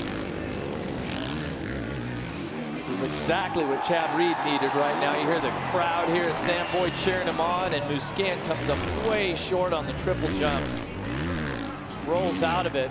Canard going along in 4th. Remember, top 5 transfer. Looks like Seeley has that for now, but Pike is going again, and the rider in the yellow gear takes a spot away from Seeley. Pike is on a mission right now. Oh, Seeley clips the back of him. Seeley has been struggling in the heat race. Oh, Canard, he's got issues. They both go by him, and that pushes. Oh, hang on. Whoa. Seeley comes up really short on that finish line jump. I mean, the conditions are more difficult. The track is more difficult now than it was in the heat races when it was raining. Canard and Seeley, the two Honda teammates on the factory HRC machines, fighting for the final transfer position here. Sliding inside, Canard. Hey, Ricky, explain to us why the track and the soil and everything is so much more difficult now than when it was raining. Well, what's happening is things are starting to get, the dirt is starting to get heavier, okay? It's starting to weigh on the bike. And then the rain, there's no more rain, so the mud isn't getting, the dirt's not getting washed away, okay? So that makes it really, really tricky. So you can also see it starting to get slippery at the same time, which is, it's kind of oxymoron, if you will. But it is, these guys would rather prefer it raining right now because it makes it much easier. And as you're going to see, the ruts are going to get deeper, rougher, and it's going to be really hard. They're going to start to struggle to make it over these jumps, as you can see. Ricky, on a night like tonight with the conditions like this, what was the #1 thing you would focus on? Well, #1, you got to keep your vision good, okay? And another thing too is you have to stay on 2 wheels. It's not about going fast, it's about staying on 2 wheels, and that will prevail in the long run. Well, you saw Seeley didn't do that. He goes down. Pike struggled a little bit, and Canard got past him for now, and here comes Pike pushing back on it. Yeah, and Pike might not know exactly what position he's in right now. He's got the 5th and final transfer position. If I was his mechanic and I came past the signal area on the pit board that the mechanics hold to give the riders messages, I would tell him just keep it on 2 wheels and just, you know, you've got the spot that you need, because he's going to take on a lot of roost right now, and he's riding with a lot of risk to try to get a spot here on Canard, and for very little reward. Meanwhile, Chad Reed on the right side of your screen. He's got 1 semi-win already this year. That came to the Rogers Center in Toronto, Canada. White flag is out, 1 to go. Reed's fastest lap was a 1:20.1, a minute 20. And earlier today, the lap times were 1:04, I believe, was one of the quickest. Look at Canard just trying to pick his way through here. And if you notice, there's some steam coming out of the overflow tube. That'd be the overflow off the radiator, as the engine on this Honda is heating up, and it's just cooking that coolant that they have there. That tube comes down out of the bottom side of the bike if you're looking for it. I see a little bit of that white steam coming out of the bottom of Reed's Yamaha here also. Well, Reed knows all about that on a night like tonight, as we talked earlier about 2008 Daytona International Speedway on one of the absolute epic mud races. Huge torrential rains all day and all night, and Reed was 2 corners from the win when his bike finally had enough on that day. Kevin Windham went by to get the win. Chad Reed, here he comes. If he can get the Yamaha there. Look at how slow he's got to pick his way through here. Yeah, he blitzed these whoops last time around. This will be career semi-win #13 as he rolls over the finish line jump. The 2-time champ is going to the main. It's going to be a wild night in Vegas. At the age of 26, Marvin Musquin has made the most of his rookie season in the 450 class, but he has not done it alone.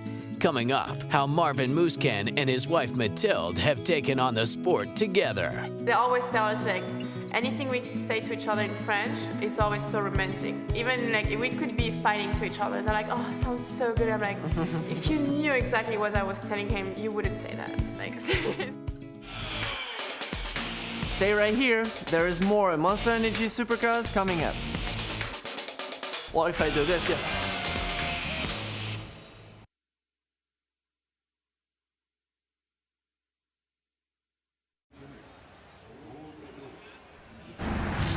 Your journey starts here, 2016 450 Rookies, brought to you by Discount Tire.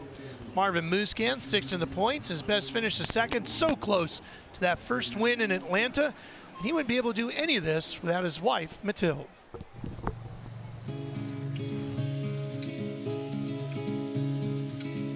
Ce n'est plus vraiment l'enfance.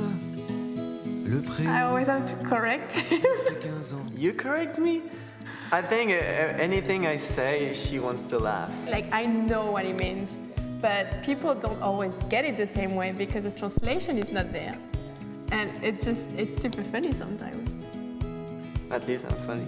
Yeah, it makes everybody laugh at the track, that's a good thing. Et tu attends ce soir, dont tu rêves et tu as peur. Tu guettes le hasard dans les battements de ton cœur.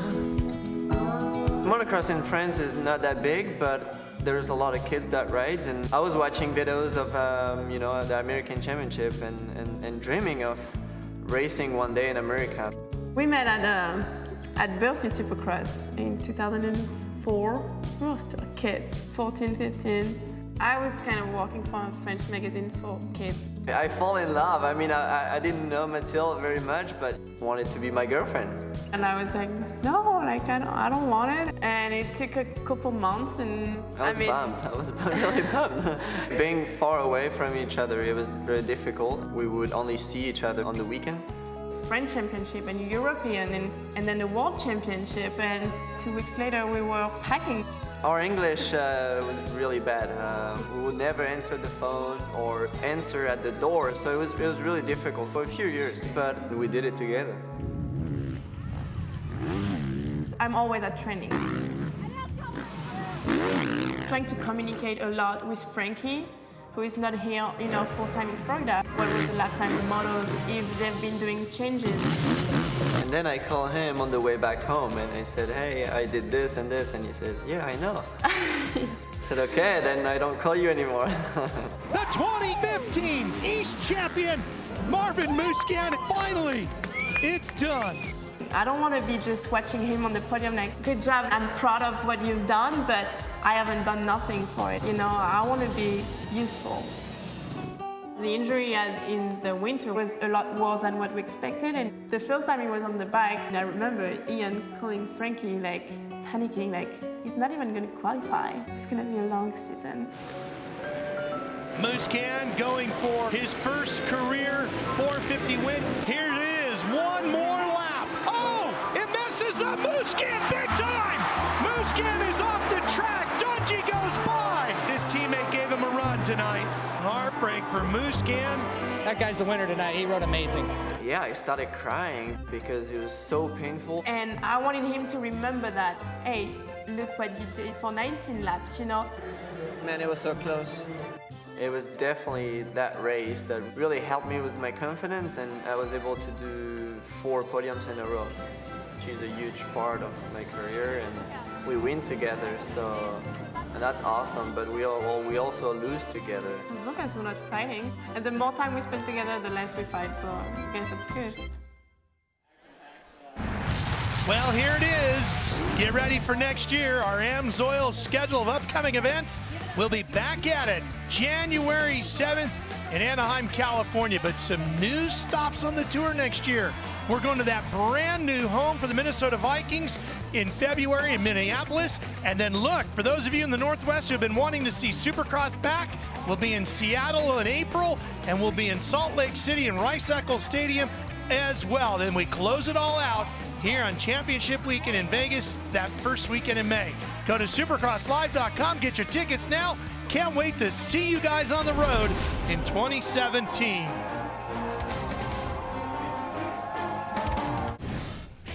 Well, as promised, here are the highlights from the KTM Juniors. Well, first off, all the big guys have to come by and say hi. You saw Marvin Musquin, and then the champ stopped by for a visit. Ryan Dungey handing out the high fives as well.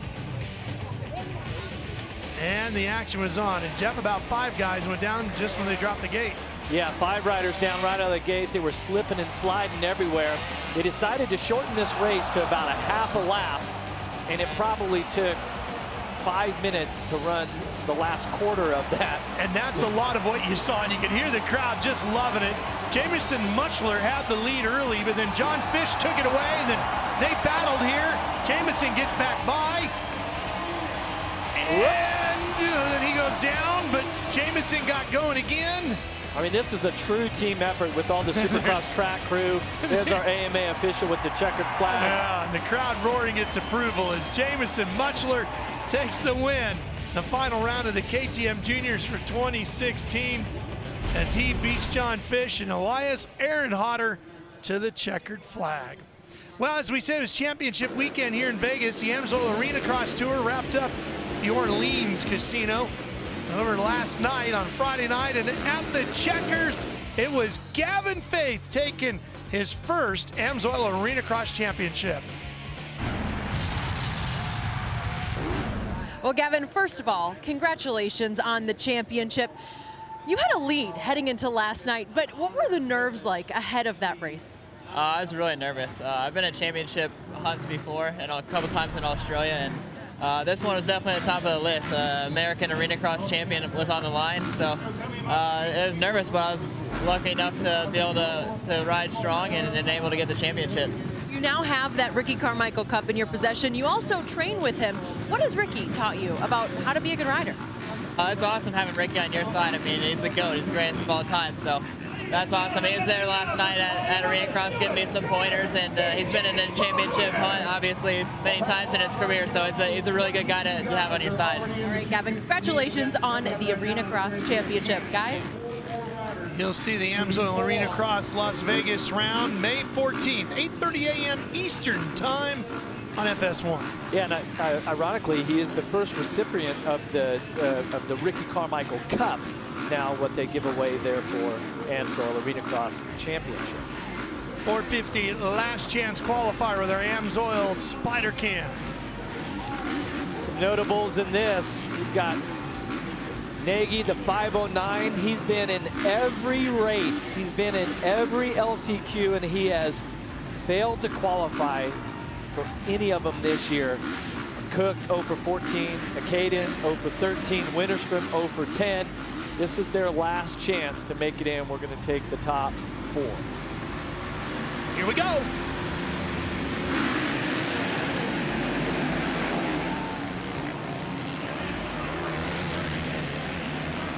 Brayton right there in the front. He's got Freezy on the 55, trying to get up into second. Powering back into the stadium. Off the start there for the 625, Charles Lefrancois out of France. Riding on Suzuki, right there he is.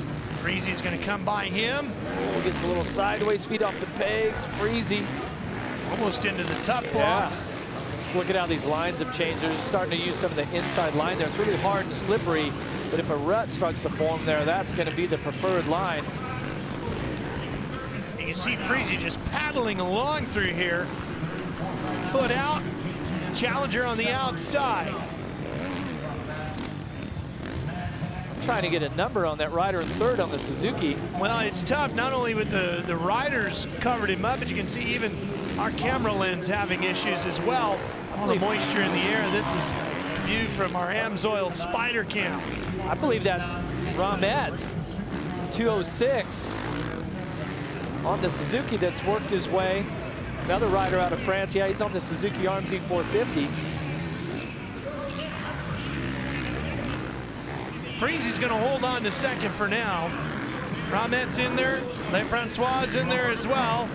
And Nick Way. Nick Way battling along here, trying to get into that transfer position.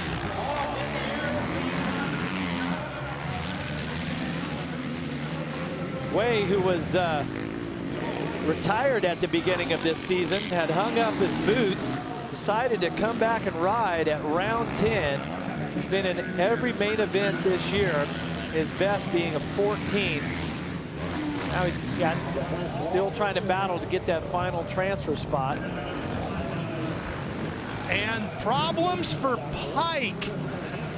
Weston Pike pulls out of the last chance qualifier. and then he gets back on track here. I don't know if he's just coasting to get to an off-track area. Meanwhile, Brayton continues to lead. Last time he was in a last chance qualifier was at Dodger Stadium in 2012. And on that night, he didn't qualify for the main event. Tonight here in Vegas, 4 years later, he's on his way to a win. Yeah, he can keep it going straight. Yellow flags are out, red And a cross medical flag flag, here for Brayton, number 10, riding that Butler Brothers KTM bike here. Now last week Brayton had a 5th, which equaled his season best of a 5th at Atlanta also. You saw that start that he had here. He's one of the best on the circuit when it comes to the hole shots, and he clearly did himself a favor by getting that hole shot. Jeff, that was LeFrancois that was stuck in between there on the finish line jump, and that's why those flags were out. Remember, he was in a transfer position. Now he's out of it. We're looking at Brayton, Ramette, Freezy, and Way. That's going to leave Bracken Hall. And Way has gotten around Freezy, so he's up to 3rd. Bracken Hall, the 792 out of Wyoming, riding for Rocky Mountain ATV MC. He's got that 5th spot, looking for some help. Oh, looks like he's down. Here's LeFrancois. Watch him here. He's in the yellow and red going up the hill. Oh, this is on the finish line. He's trying to jump up onto that tabletop. Just goes completely sideways, gets it all wrong. Has to bail and jump off the bike. There he is. He's still. No, that's the 206 of Ramette. Oh, sorry. Yep. He runs in 2nd. But look, he's 20+ seconds behind Brayton with a lap and a half or so to go here. Wow. It's. I thought maybe that main line would get better, but it just seems to be, at this point right now, it seems to be getting more messy, and it's harder to jump these rhythm sections and make your way through the whoops. The Dragon's backs are more difficult now than they were even earlier when it was raining. Nick Way, 32 seconds off the lead at the last checkpoint. And you talked about how he came out of retirement to come back to racing this year. Nick telling me during track walk earlier today that he's not planning on competing at all during the summer this year, but he said, hey, you never know. That's Nick. He might be back here racing with us. Monster Energy Cup though in October. We'll look forward to that. And how about Freezy? He's had such a rough night. He's at 16th in points right now. He's been in every main event except the first one. How about this? Ramette on that last lap. Now he's down to 32.5 seconds behind. I mean, it just he's worse right and worse. Right there. Right there. Within striking distance. Well, you never know. On this night, that is within striking distance. If Brayton was to slide out and go down in an awkward place where he has trouble getting the bike back up, Canard, that 32 seconds could be nothing. Yeah. Still nailing the triple jump there.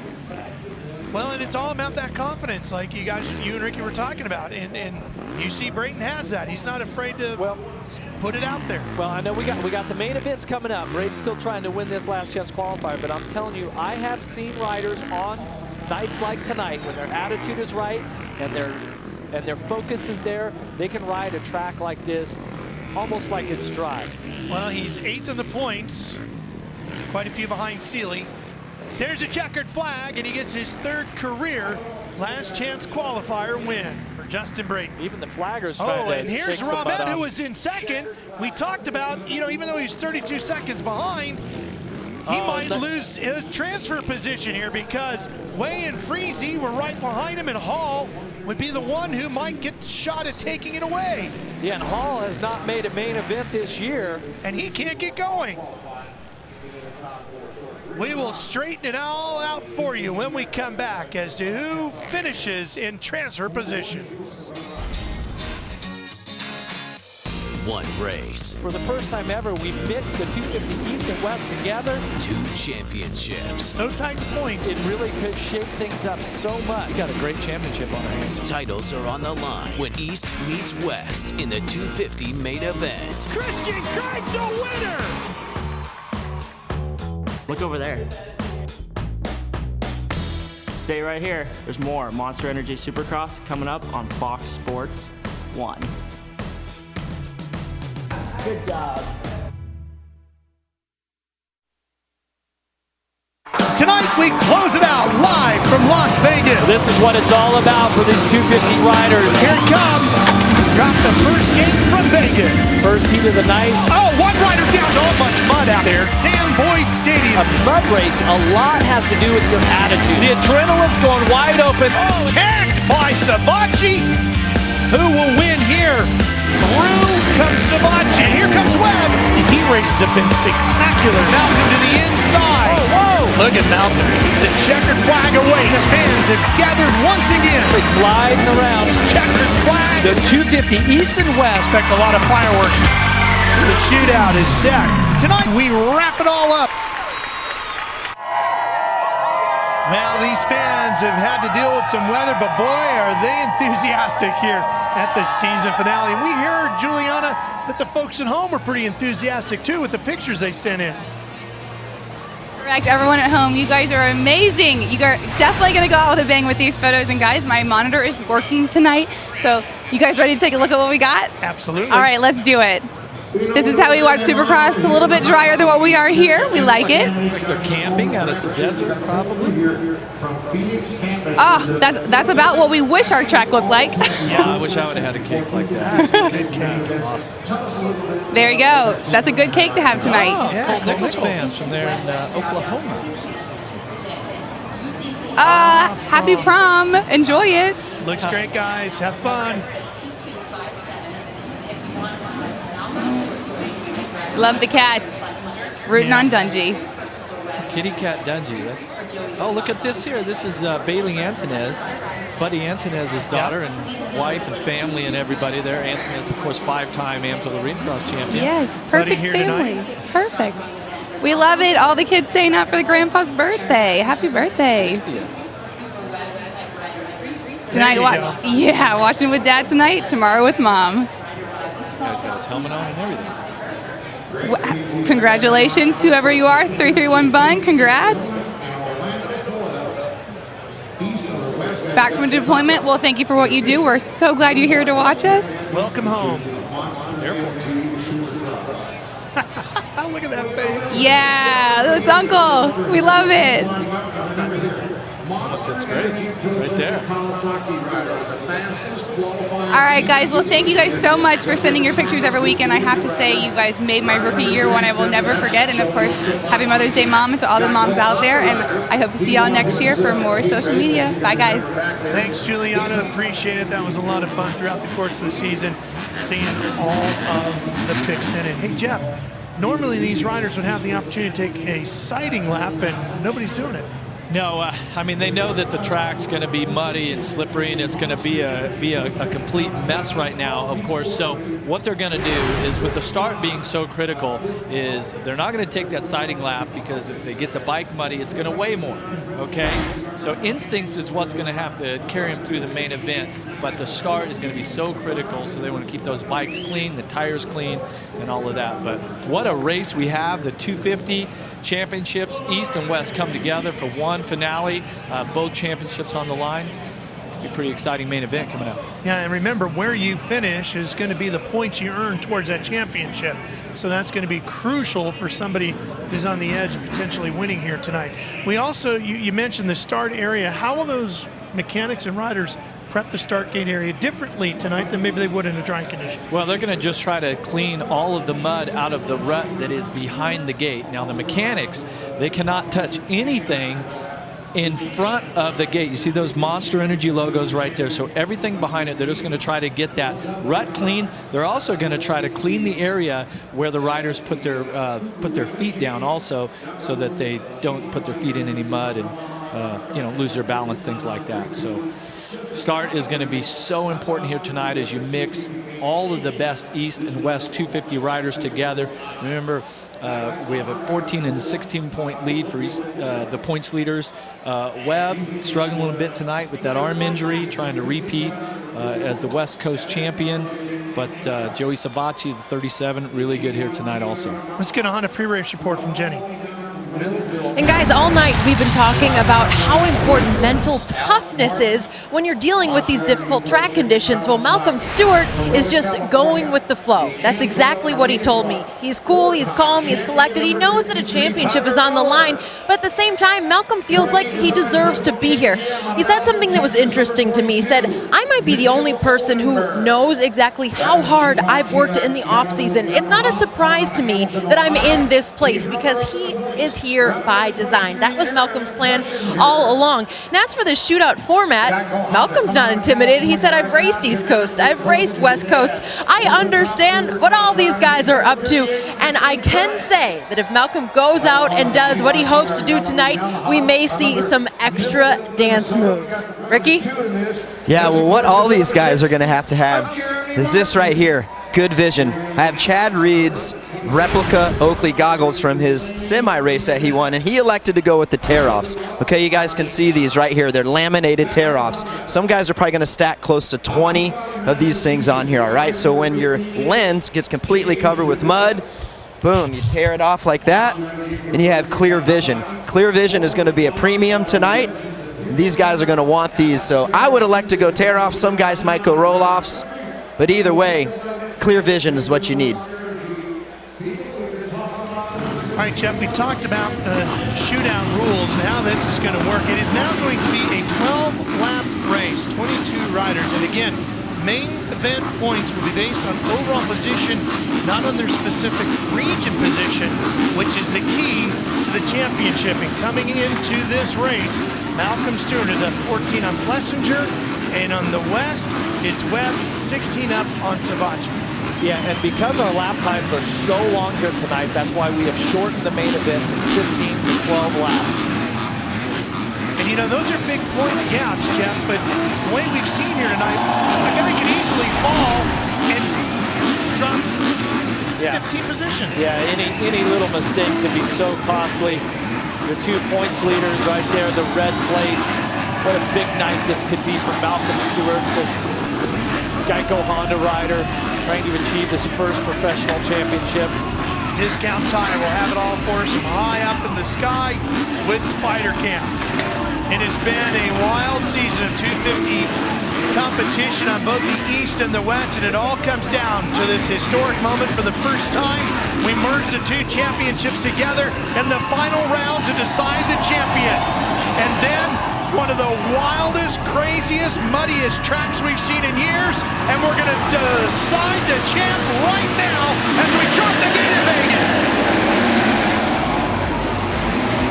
Hammering into the first corner, and a bunch of riders go down. How many of them are involved in the championship fight? There goes Malcolm Stewart. He's through. He's behind Savachi and Aldridge. Martin on the 26 is in 4th. Savachi gets a great start. He was absolutely perfect out of the gate. Webb down in the second turn. And here come a bunch of riders by. Martin has his problems on the 6th. He was 3rd in the championship on the East. That's that first turn area. So, Savachi has came here trailing 16 points, trailing Cooper Webb. Cooper Webb not executing the start like he needed. And this is the type of drama that mixing these 2 championships together can bring us. But we've got a long way to go on an unbelievably difficult racetrack. Martin still can't get going. He's still buried out there in the mud. He is in jeopardy of going a lap down before he even gets out of the first turn. And his mom. That's Cooper Webb's mom right there. So, nail biter for Webb's mom as Webb show right now is running in 16th. Martin going finally.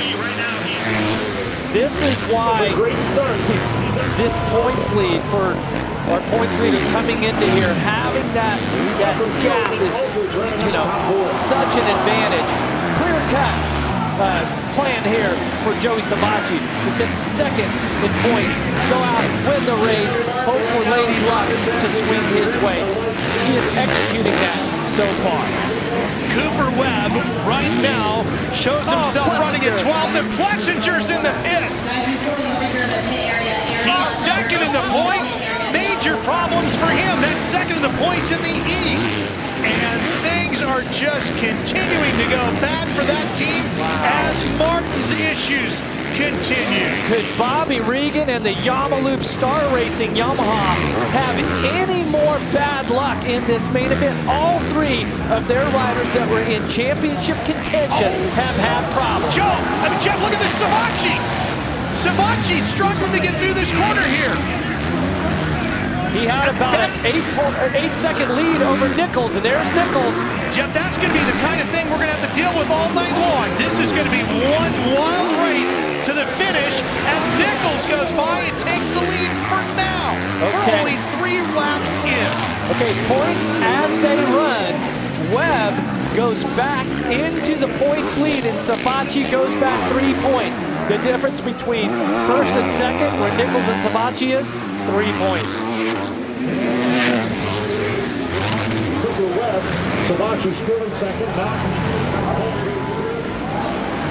You talk about Plessinger and Martin and the problems they're having here. Jeff, they came into this race with 3 wins between the two of them this year, and here they are struggling like this. They had such a great year going, but all that momentum out the window here tonight in Vegas. Yeah, and points as they run right now for your East Coast Championship.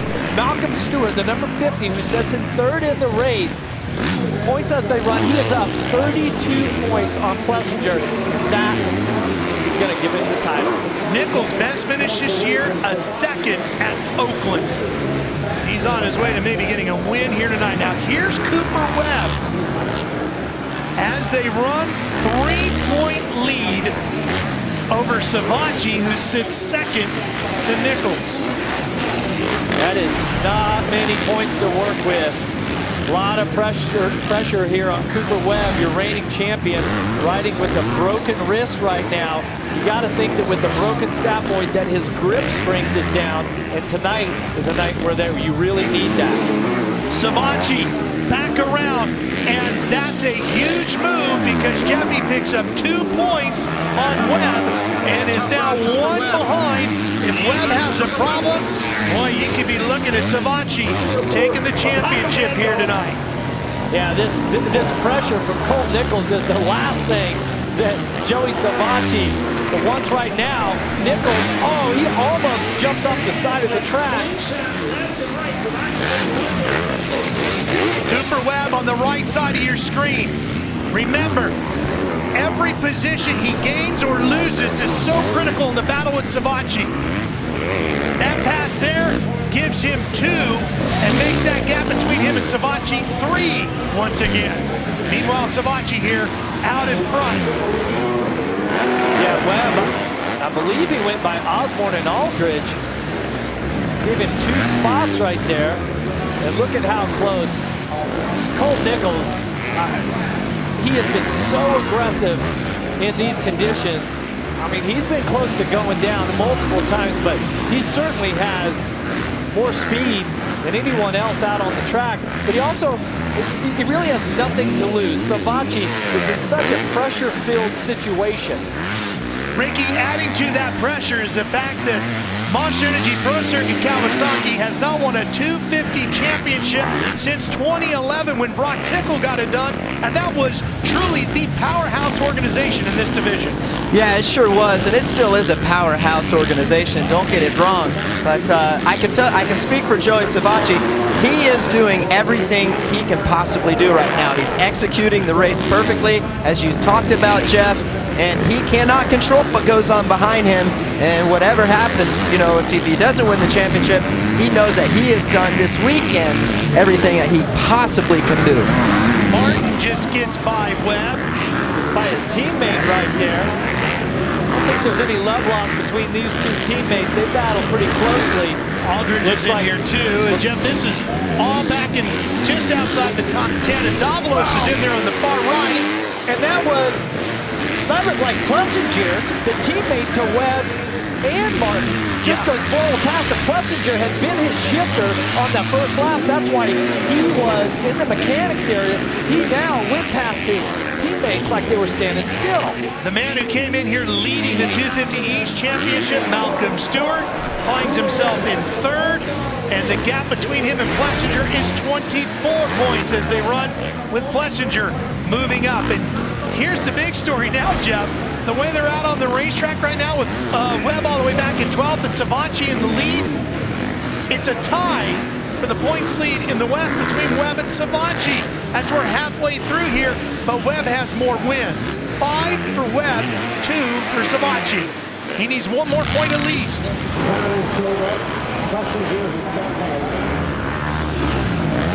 Watching Savatgy, that Monster Energy Pro Circuit Kawasaki. Well, I should note there, when we had Jeremy Martin making that pass on Webb, Martin is showing as running in 21st, a lap down, so that was not a pass for position. Now, just like that, Savatgy goes back a point on that Mitch Payton-owned machine. There goes. That's Webb. That's a pass for position. That was Davalos getting around him. And now closing in on him. Well, it keeps shifting around back here. That's Martin. That's Martin. He's back. Timing and scoring can't keep up with this at all right now. Yeah, it's a tough one here tonight. Here they go over the finish line, John. I mean, it is down to it. So Webb comes by the finish line with tied in points as they run right now with Savatgy. It's literally going to continue to change. Almost half the race down right now. Lap times 124 for Savatgy out front. That's the best lap of anyone out there. Plessinger came into this 24 back just a little bit ago. He keeps picking up positions here. He's now cut it down to 22. Yeah, but Malcolm Stewart, East Coast points leader, number 50, Geico Honda. He is just putting in a solid ride right now in third. He's got so many points to work with right here. Plessinger 22 back as they run in the East Coast Championship.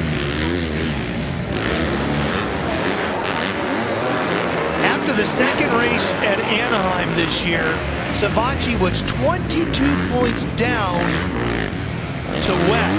And here we are, he could end up winning this not by points, but by most race wins, that being Webb. Yeah, when this championship started out, the number 1 there, red plate at Cooper Webb, he was unbeatable at the beginning of the season, and then luck just started to go away from him and struggled. Savatgy won some races, gained some confidence, and now we have a championship battle. Points as they run right now are tied. Jeff, that's a key move there. Martin going by Webb was not for position, so that did not change the points at all.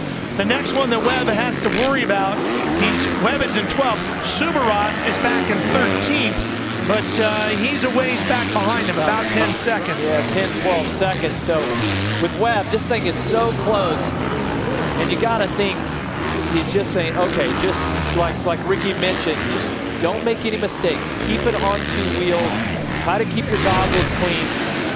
Now that things have sorted out, you got a good idea where you want to go on the track. I'm sure that his mechanics giving him the message in the signboard that he has to stay in these positions to win the title, but still, it's tied at this point.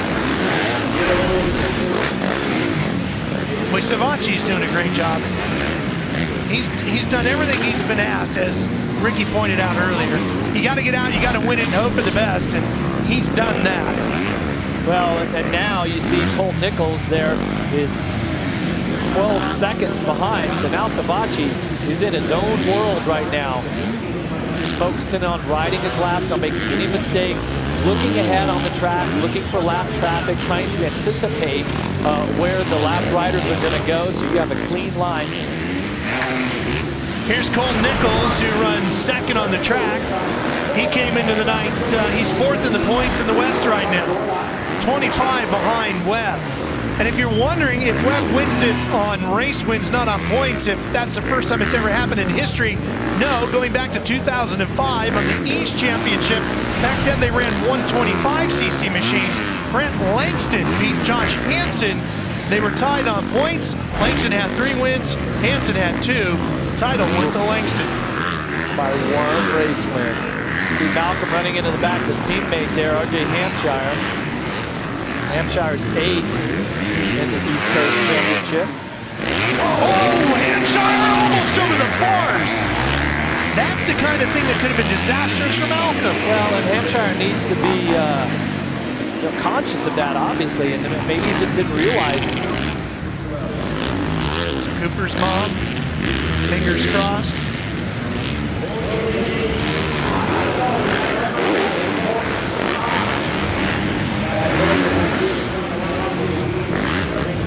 Boy, just picking his way around, and as long as he keeps that gap between him and Super, but guess what?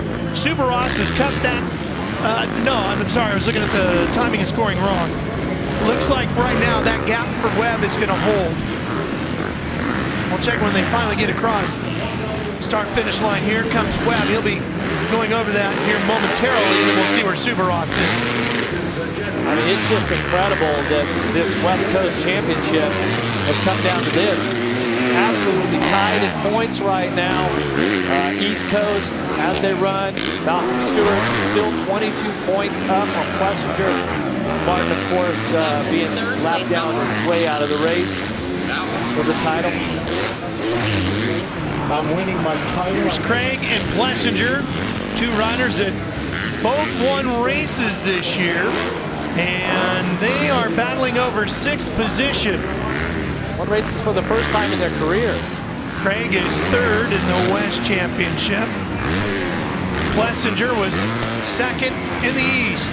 Look at Plessinger, he is really adapted to this well. Look at him jumping through the whoops even. Going double through there, using that height that he has. One of the taller riders out there in the Craig. He moves in that 6th place. Supercross has lost a position to Oldenburg. Alex Martin going a lap down there also.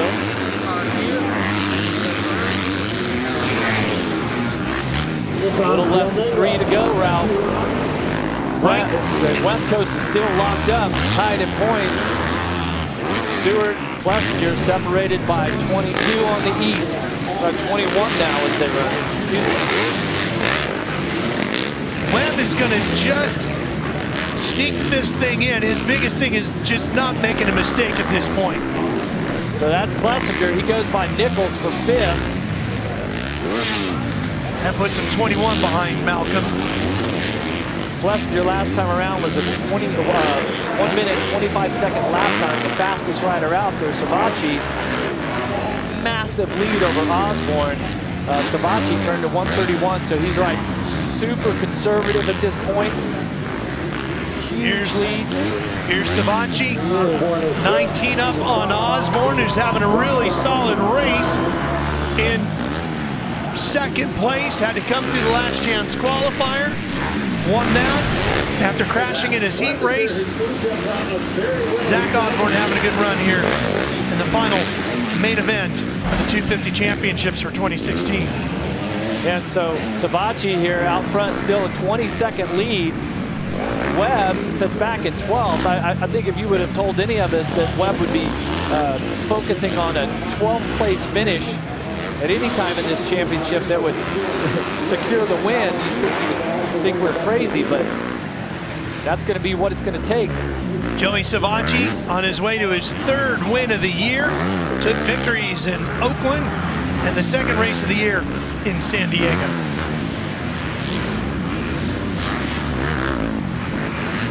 See him on the pegs, trying to balance the bike, looking ahead, trying to anticipate what's coming his way. 1 to go.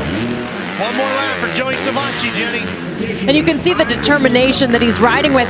He made clear today that he doesn't like the downtime, but what he did do while he was off, he was studying all the guys who were in the East Coast. He said, I was dissecting what they were doing, how they were doing it to make sure I could come into tonight with that preparation, and it's showing. Well, points as they run, Ralph, they're locked up. He's going to tie in points with Cooper Webb. Hard-hitting mistake by Webb. But what a year it's been for Joey Savacci. First wins of his career. And certainly look forward into 2017 together with this Monster Energy Pro Circuit Kawasaki. Webb's going to move on to the 450 class. I got to think this young rider here's got a bright future ahead of him. I got to believe Mitch Payton at that Monster Energy Pro Circuit team is going to be very thrilled with how his rider performed here tonight. And he'll be really excited about what 2017 holds for this organization in Monster Energy Supercross. Is that Oldenburg on the 42 coming by? He's running in 13th, not for position. Yeah, and the irony is the last Oldenburg was a lap down. He just unlapped himself. The next rider that Savacci could lap would be Webb. Final lap, final whoop section. Here he comes, Joey Savacci gets his third win of 2016. To the checkered flag. We're going to have to wait. And the 250 East Championship. Malcolm Stewart wins his first career title as he takes it here in Las Vegas. There it is. Geico Honda's Malcolm Stewart slides it down. Now he falls down. And his brother runs out to congratulate him. James, the two-time champ, there to celebrate the first time two brothers have won 250 championships. And coming to the checkers, they will be tied on points. Cooper Webb and Joey Savacci. Cooper's mom just keeping her fingers crossed till he gets to that finish line jump. We're still counting this championship, guys. Malcolm Stewart. Trent Webb just hoping. It's the longest she's ever had to wait for him to finish. She's looking up at the big screen here in Sam Boyd Stadium. I mean, this is as close as it gets. What a ride for what could be your two-time champ, Cooper Webb, with the broken wrist. And what a Mother's Day gift he's about to hand her. He becomes the two-time West 250 champion as Cooper Webb wins it here tonight.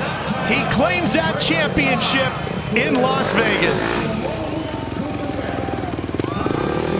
What a crazy main event. And the reigning 250 West Coast champion, and of course, Malcolm Stewart. Well, putting these two divisions together really provided some wild racing as we crown two champs when we come back.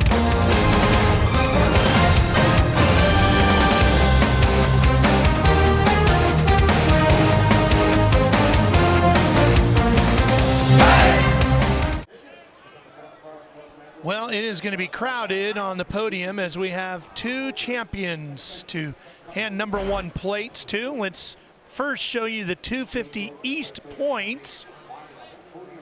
Malcolm Stewart wins the 250 championship by 16 over Aaron Plessinger.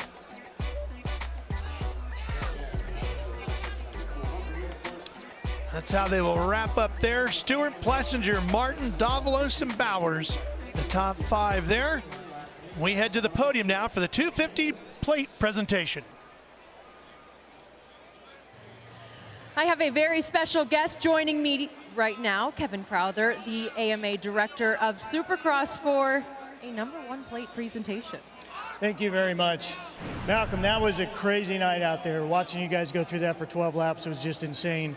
So it gives me great pleasure on behalf of the AMA to present you with the 2016 Monster Energy AMA Supercross and FIM World Championship 250 East number one plate. Congratulations on a job well done, buddy. Good.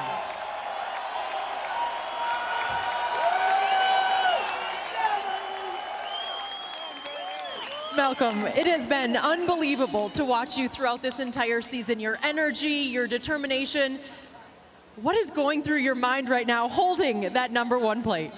Man, I'm so speechless right now. And man, that was the hardest 12 laps I ever had to do in my entire life. And man, you know what? I'm just speechless, man. I can't thank the Geico Honda team, my mom and dad, and what I went through, and me and my brother this year. It's been up and down season for both of us, and you know, I felt like half of this championship directly to him, yeah. And thank you guys. I appreciate it. Thank you so much. I want to say thank you guys, your fans. You guys are awesome for sticking around in the rain, and I'll be back next year in the 450 class. So hopefully we can keep getting the ball rolling. Yeah, woo, yeah, big boys now. But man, it's amazing, man. It's an amazing feeling, and like I said, I can't thank Geico Honda, my mom and dad, everybody, you fans again. I'm speechless, guys. All I know is I got this #1 plate right now, and I just want to cry. We're gonna let you go enjoy this. Congrats, Malcolm. Thank you, guys. In his sixth full season of 250 competition with the tears coming out, Malcolm Stewart has won himself a 250 championship. And big brother James understands what that meant to him. All those days training, the family facility, Rado right there to celebrate with him. Big James is here. Saw Mom Sonia. Now let's take a look at the 250 West Championship. Cooper Webb, even with Joey Savacci winning the race, Cooper Webb was able to get one spot back. Aldridge at the very end slipped a position. Cooper will win it on points. He will win it by 1 over Joey Savacci. That means he gets his second #1 plate. Webb now joining me at the top of the podium. I'm going to turn it back over to Kevin Crowther for this #1 plate presentation. Thank you very much. Cooper, what a great night here. I think all the fans in this stadium came out to see this 250 race and see what happens with this shootout. And you guys proved again how important it is to come up here and do this in the 250 class. And what an amazing night you guys did out there in the mud. It gives me great pleasure on behalf of the AMA to present you with the 2016 Monster Energy AMA Supercross and FIM World Championship 250 West Coast #1 plate. Congratulations, buddy.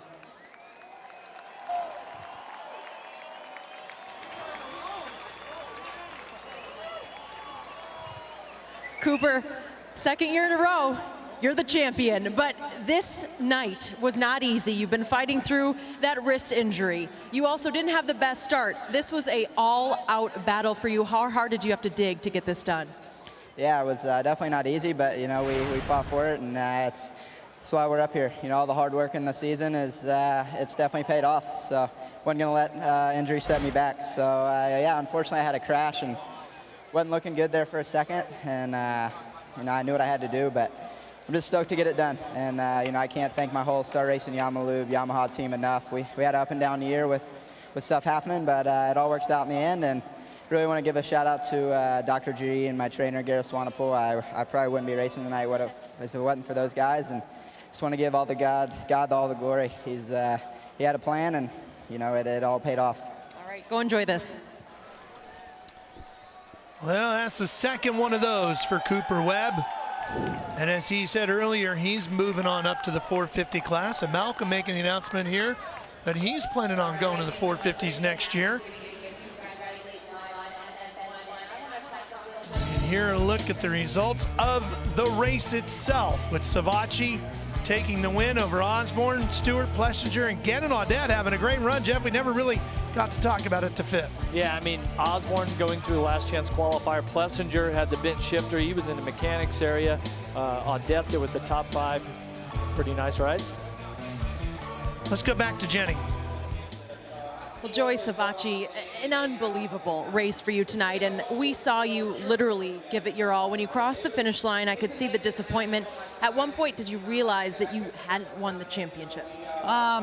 I mean, my mechanic was letting me know on the pit board, and for a little bit there, you know, we were good. And hats off to Cooper. You know, he did what he had to do, and I know what it's like to go what he's going through. So you know, you can't take anything away from the guy. He's obviously back-to-back champions for a reason. He's a bad dude on dirt bike, but to end the series like this is unbelievable. You know, we got off to a great start. My Monster Energy Pro Tour Kawasaki, we were rocketing out of the gate. My Dunlop tires were hooking up great, and I did everything that I could do. You know, it's I'm a little upset right now. It's kind of sinking in that we were that close, and we could have eliminated a few mistakes earlier in the year. It's unfortunate, man. I'm a little disappointed, but to end the year like this, I am beyond pumped. You know, we had a solid 12 laps, and we came home with the win, and we're in Vegas, so go have a little bit of fun tonight before we get serious for outdoor and come out swinging for outdoor.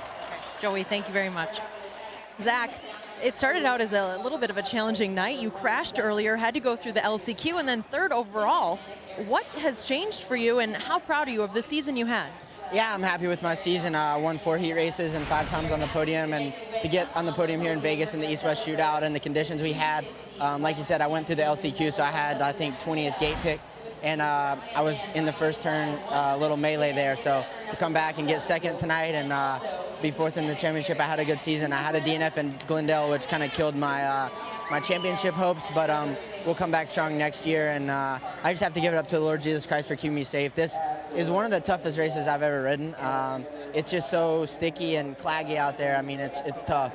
My ROCKSTAR Energy HUSQVARNA bike was great tonight. I have to give it up to all the guys that worked so hard behind me during the week, and my trainer, Ryan Rao, my wife, Brittany. They put me through my paces every day, so I have to give it up to them, my mechanic, Dave, and the whole crew. All right, congratulations. We'll see you next year, guys. Zach Osborne ties a career best with a second-place finish here tonight. Well, you ready to do it again? One more to go. 450s in the gate. Well, our final Mother's Day pictures are of our families. That's me, my mom, and my dad, June and Ralph, in Niagara Falls, and your family, Jeff. Yeah, older brother Brian and younger sister Paige, and of course mother Victoria. And Jenny there with her mom Mary. That's Jeff on the left over there. Well, look at that haircut. Look at that hair. Why did I not get a haircut? I'm just pointing out your hair to keep away from everybody looking at my glasses. That was the 70s. That was like 76 probably, Yeah. 75. I was a cute little bugger though. But did you guys see Ralph's glasses? I did. That's why I was pointing out your hair, to get away from the glasses. Go back on your DVR, rewind it, and look at those red glasses. They weren't red, they were black. They're black. That's the best picture that your wife Kimberly could find. So she said. I love it. It's a good thing it's the last Happy race Mother's of the Day to season. all the Happy mothers Mother's out Day there, to all the Jennifer. mothers out there. Happy Yeah, Mother's absolutely. You know, this is going to be the 170th race of our 2016 season coming up, and the final one. It's been a great season of racing. We sure hope you've enjoyed it here with our Fox family as we've brought the action to you across the country and up into Canada. And Jeff, this one is going to be wild because that track is going to be a big part of the outcome of this one. Yeah, the track obviously is super difficult. It's the toughest that it is now. But what I love about this 450 class, even though Dungey wrapped up the title last week, you know that Roczen and Tomac and all the other competitors, they are still gunning out there trying to get main event wins. I mean, Chad Reed, two-time champion. He has been so close this year earlier in the season. Maybe tonight's his night. Maybe this treat that Mother Nature gave us here with the rain. See, Mike Gossel there holding the number 22, Chad Reed's mechanic. They've won here before, right? So maybe tonight's night for him. Well, we have 16 more laps of mud flinging mania coming your way. For the final time this season, the top 450 Supercross riders in the world head to the start gate. Dungey goes for the lead, goes wide and makes it work. Oh, and down goes the French rider, Marvin Musquin. Roczen comes up the inside. Dungey squares it up, and we got a battle on our hands here in St. Louis. 20 laps of non-stop action from the track inside Sam Boyd Stadium are coming up. Don't go away. There's much more Monster Energy Supercross coming up on Fox Sports 1. Okay, cool. Well, the premier division is up now. This is the 450 class of Monster Energy AMA Supercross and FIM World Championship. Earlier today, the skies in Las Vegas opened with heavy rain and hail, flooding the racetrack inside Sam Boyd Stadium.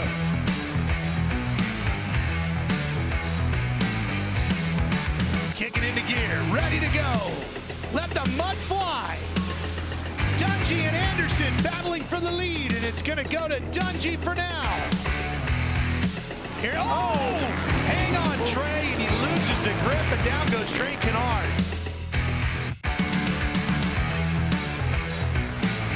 Pike to the front with Reed right behind him. Nobody saw this in the script today. Back here in Las Vegas, the Sam Boyd Stadium, the final race of the year. Here's Jenny Taft with a Honda pre-race report. Well, guys, when I went to find Ken Roczen earlier tonight, it was about 5:45. I couldn't find the guy. I was looking everywhere, and I noticed that he was actually in his street clothes. He told me, hey, I had to mix it up. The rain, you know, it starts to mess with you when you've been waiting around so long. So he was restarting, having some coffee, and getting set. But he said the rain relaxes him. He said, sometimes people give me a hard time. I'm from Europe. I'm not used to these conditions, but he loves it here. And he made clear that he wants to keep winning. This streak Ken is on, he intends to finish tonight. Ricky? Yeah, I'm going to tell you what. I'm down here on the track. Give you a little track report. Check this the dragon back out. It's a series of 3 dragon backs. Forward dragon backs going that way, another forward dragon back, and then a reverse dragon back.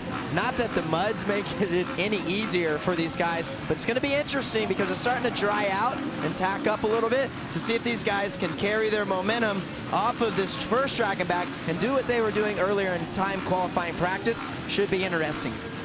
Wednesday on an all-new The Ultimate Fighter after another Team Clausia win.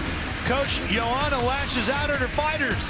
Will Team Clausia take advantage of the meltdown and take out one of the competition's strongest fighters? It's all Wednesday at 10 p.m. Eastern and Pacific only on FS1. Don't miss Tough Talk after each new episode all season long. KTM with Spider Camp. The 170th race of the 2016 Monster Energy AMA Supercross and FIM World Championship season ready to go. The championship has been decided, but one more rider will stand on the top step of the podium. Who will it be here tonight? And will this racetrack be the decider? And who walks out of Vegas with the glory here tonight? The riders are set. Here come the revs. Let's drop the gate. Let the roost fly in Vegas.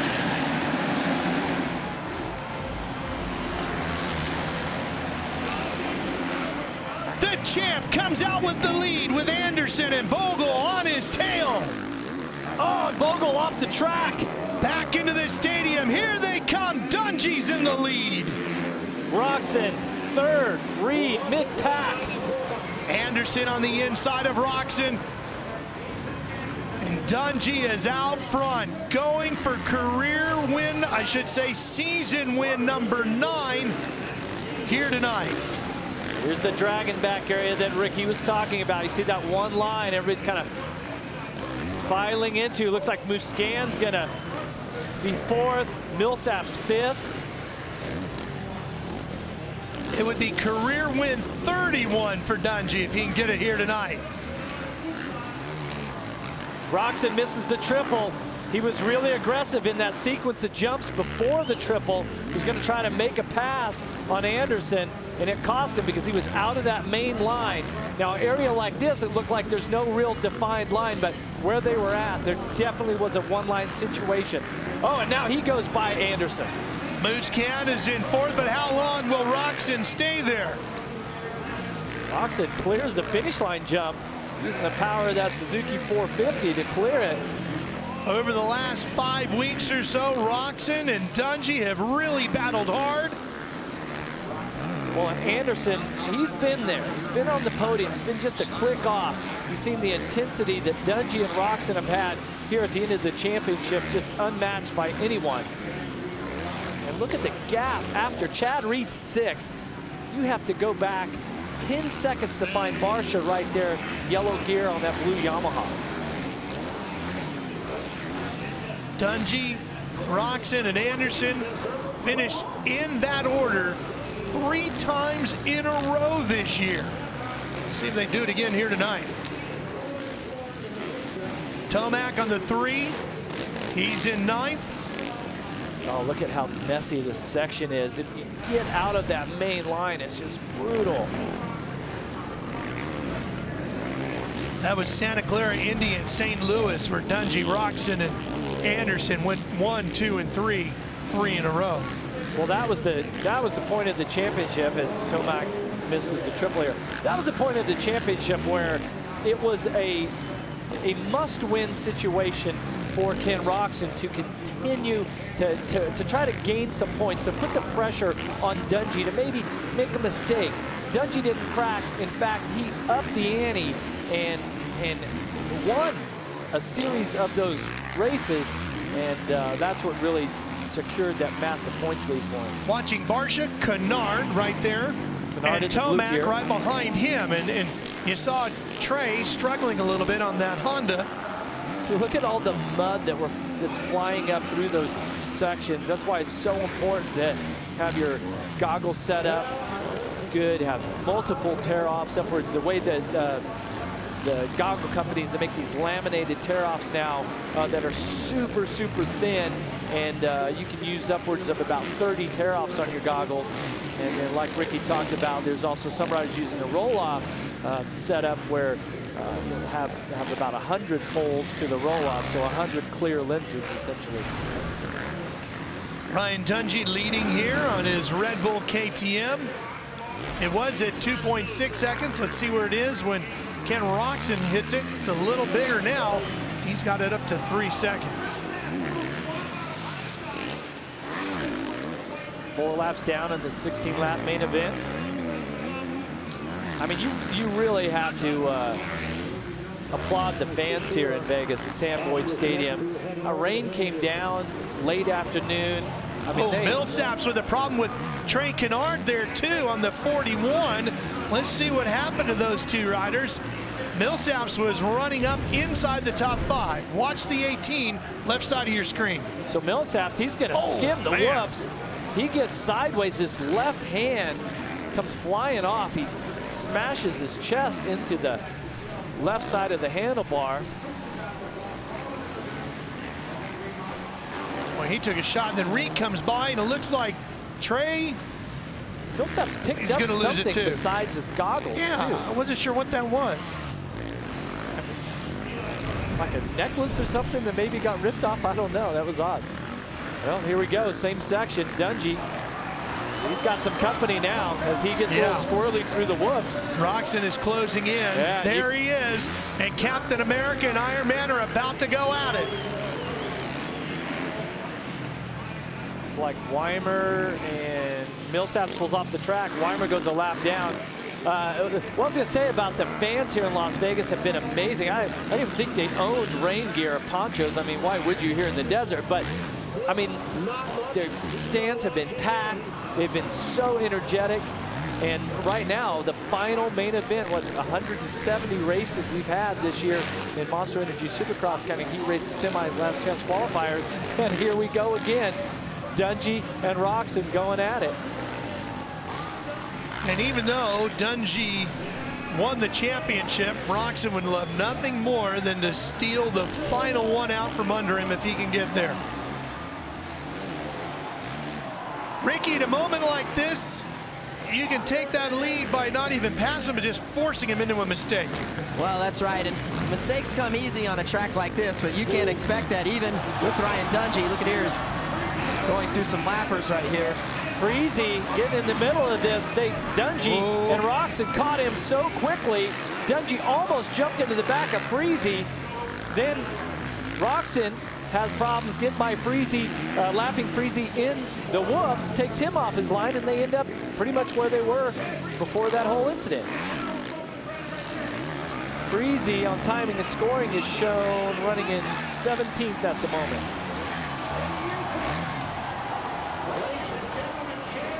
Ricky, are you seeing anywhere on the track where either one of these riders has a bigger advantage over the other? No, they're pretty, I mean, I think Ken is faster. You can obviously see that. He's all over Ryan. He loses time and then catches him. But I think where Ken's, and they come! There you go. I was going to say, I thought his best pass that he could have made was through the whoops, blitzing the whoops, but he just executed a great pass here through the drag and back section. Crowd on their feet as Roczen takes the lead. Now we'll Dungey have any response. Well, as opposed to the other 16 races where the points went down. Roczen goes down and Dungey goes down. Dungey clips Roczen's bike. Dungey gets up first. Both riders surely have got a lot of mud on their hands and their grips. It's going to make it hard to hold on now. And that means Anderson, who's third, will have an opportunity to close in on the two of them. So Dungey moves on.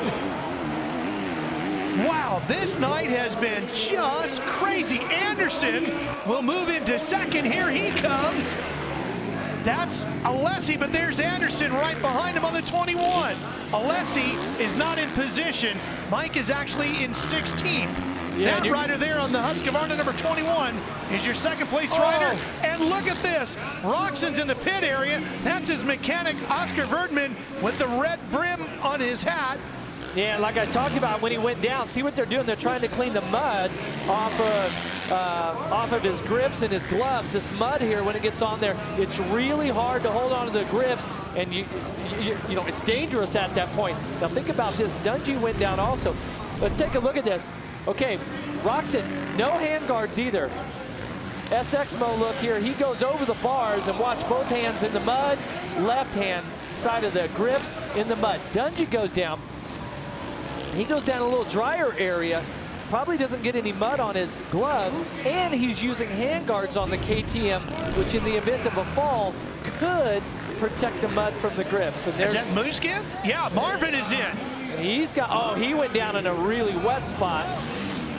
Oh, man. And Muskin was, I'm going to say he was running up close to the top 5 at that point. Yeah, 6th in the championship. And Muskin he was fourth when he went down. Yeah. Wow. I mean, when Mother Nature gets involved with a Monster Energy Supercross race, it just wreaks havoc. But think about this. Look who is still out front. Look who's still on top. It's the reigning champion, 2-time champion. 2 in a row, 3-time champion. Yeah. And that's because, you know, this is the best guy in the world. Roczen back in the pits. Yep. Wow. To the lead, down, pretty much out of the race. Just like that. Halfway through this one, and Dungey is out front. But look, Anderson is still within striking distance. And Anderson hasn't gone down. Okay, I don't know if Dungey, doesn't look like he appeared to have any problem with, you know, any mud on his left hand of his left side of his handlebars there. The grip. He's got some mud on the hand guard, but there's Anderson at the back end of the whoops. It's going to be a smaller gap here. Watch. It was 7 seconds. He cut it in half. It's 3.7. Dungey's going to have to work to get this. Ricky, how about the physical part of racing on a muddy track like this? Tougher? Oh, for sure. I feel like you're using every single muscle in your body.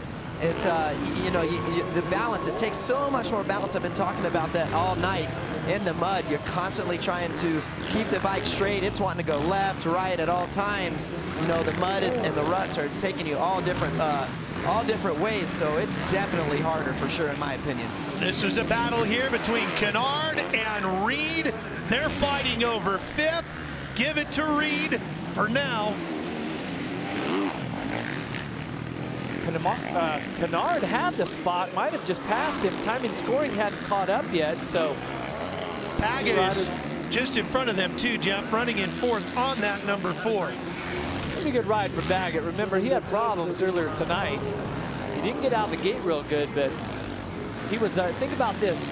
Baggett was 11th on the first lap. That's across the finish line on the first lap. So he started even further back than that. Tomac, who runs in 3rd, he was 9th on the first lap. Outstanding rides for Tomac and Baggett right now, who set 3rd and 4th in this final main event. This would be Blake Baggett's best finish of the year. He was 5th at Indianapolis, middle point of the season.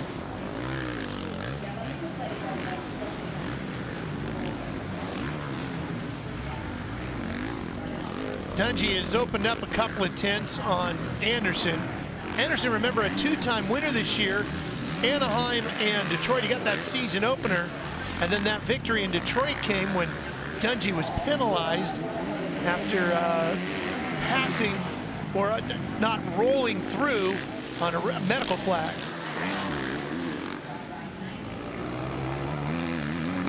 So for Baggett, he's about 20 seconds behind Tomac, who sits in third.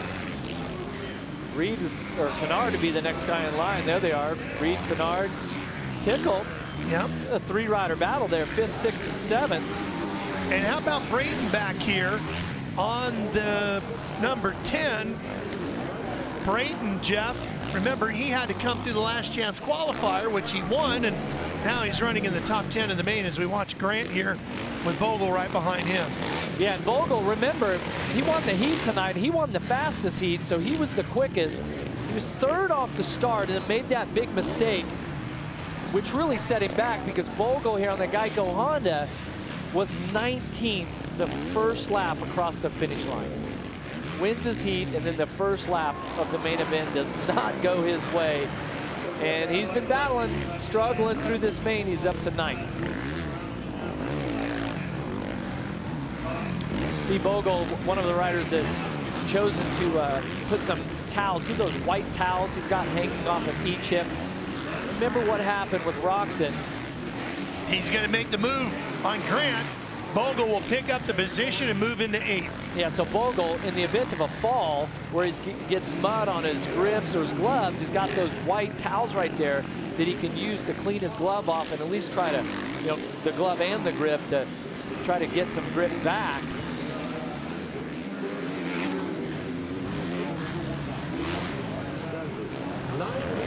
Riders just sliding down there as you come through Monster Alley, hard on the throttle, and have to get the bike turned around. Keeping an eye on that gap between Dungey and Anderson. It keeps fluctuating a couple of tenths. Track, definitely, that one line is getting better. Last time around, Anderson had the fastest lap at a 1:17. It's like the fastest lap I can see that anyone's turned is Dungey at a 1:15.1. 5 laps remaining in the season. Battle here is Tickle and Canard. That's for 6th position. Well, Canard tried that inside line on Tickle.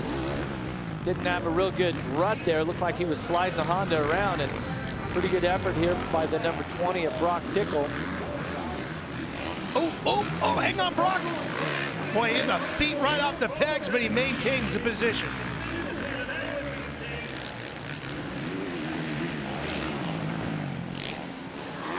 Is this Bogle down? Bogle goes down here and is trapped under the bike. Now he rolls out of it. Let's see what happened to the guy going on the rider. I got a feeling he's going to try to get up. Oh, he gets a little help. Got a little help there by the Kawasaki rider, Josh Grant, as he pretty much just comes in and pretty much takes him out.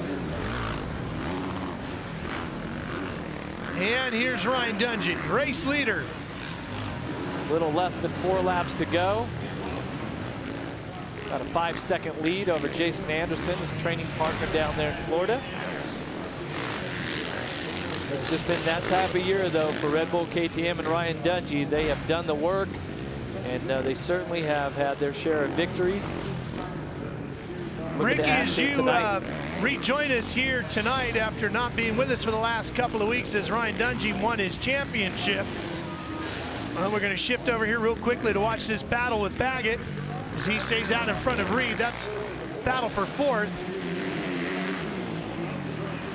Ricky, give us your assessment on Ryan Dungey and the evolution of this young man as he now has won his 3rd championship. Well, I mean, he's firing on all cylinders. I mean, he has experience, and that's one thing you can't buy. He's a multi-time Supercross champion, and he's putting it all together. He's got the training, he's got the mental side of it, and the experience, and that is a tough combination to beat. Not sure if you guys caught that out of the back top of the screen, but Chad Reed, the number 22, he just jumped the 70-foot triple there to our left. out of the turn. The only time I've seen any rider here in this on this program has jumped that triple. So Chad Reed's got the Yamaha 450 fired up. And Reed is going to finish in the top 5 in the points too, Jeff. I guess it's a nice consolation, but once you've been 2-time Monster Energy Supercross champion, anything but a championship is just not good enough, right? No, it's not. He's fighting hard here with Baggett, not giving up. And I mean, not good enough by your own standards. Oh, absolutely, yeah.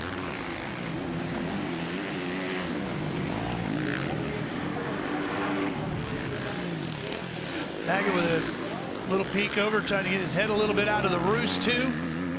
And Baggett's missed a few races this year, missed about 6 races periodically. Best finish was a 5th, Indianapolis. So this will be a career best. Keep the Yoshimura Suzuki on 2 wheels for another lap, it looks like. Lap and a half. Let's see what Reed does here now. Well, he's gaining some ground through there.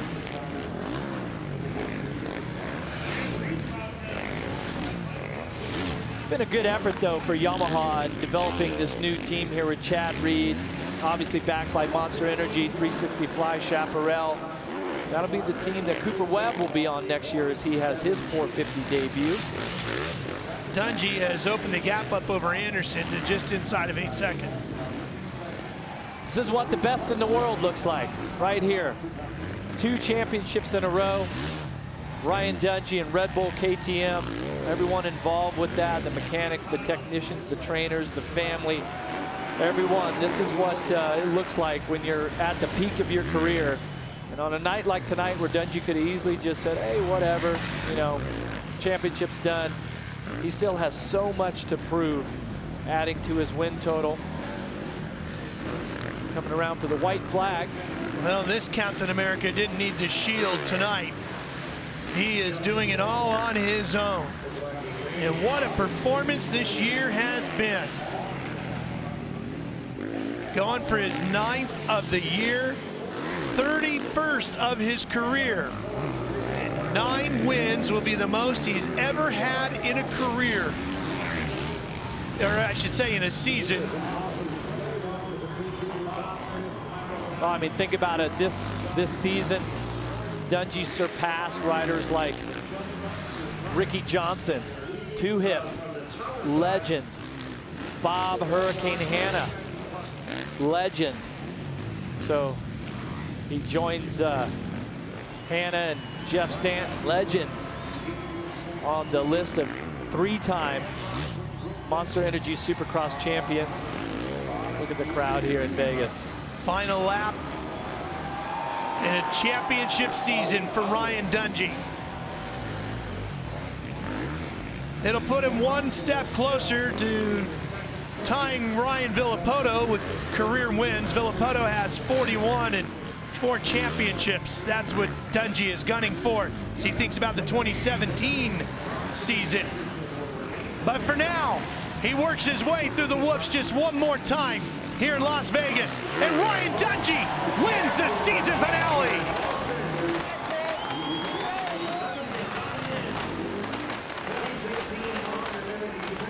Back-to-back championships, 9 wins. What a year for Ryan Dungey. Somebody needs to tell him the season's over. We can do another victory lap. Anderson will finish 2nd. Pretty strong way to end the season for Jason Anderson and ROCKSTAR Energy HUSQVARNA. Battle to the line continues as Reed and Baggett go at it. This is for 4th. Who's going to get to the line first? Reed's there. Baggett pushes it and lose some ground. That was going to be a career best for Blake Baggett also. Here comes the great Australian rider, Chad Reed, putting a cap on his 2016 season with a fine 4th place effort behind Eli Tomac, Anderson, and Ryan Dungey.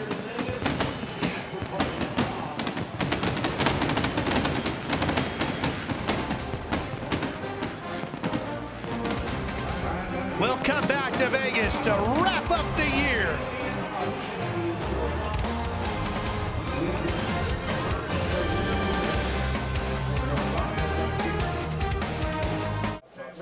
Ryan Dungey wins it tonight just inside of 12 seconds between him and Anderson. That is the second biggest margin of victory this year. The largest was just inside of 20 seconds a week ago when Ken Roczen won. Dungey is on the top step of the podium once again, Jenny. Ralph, thank you. And Ryan, tonight, your 9th win of the year, which is a career best. Last week, you wrapped up the championship.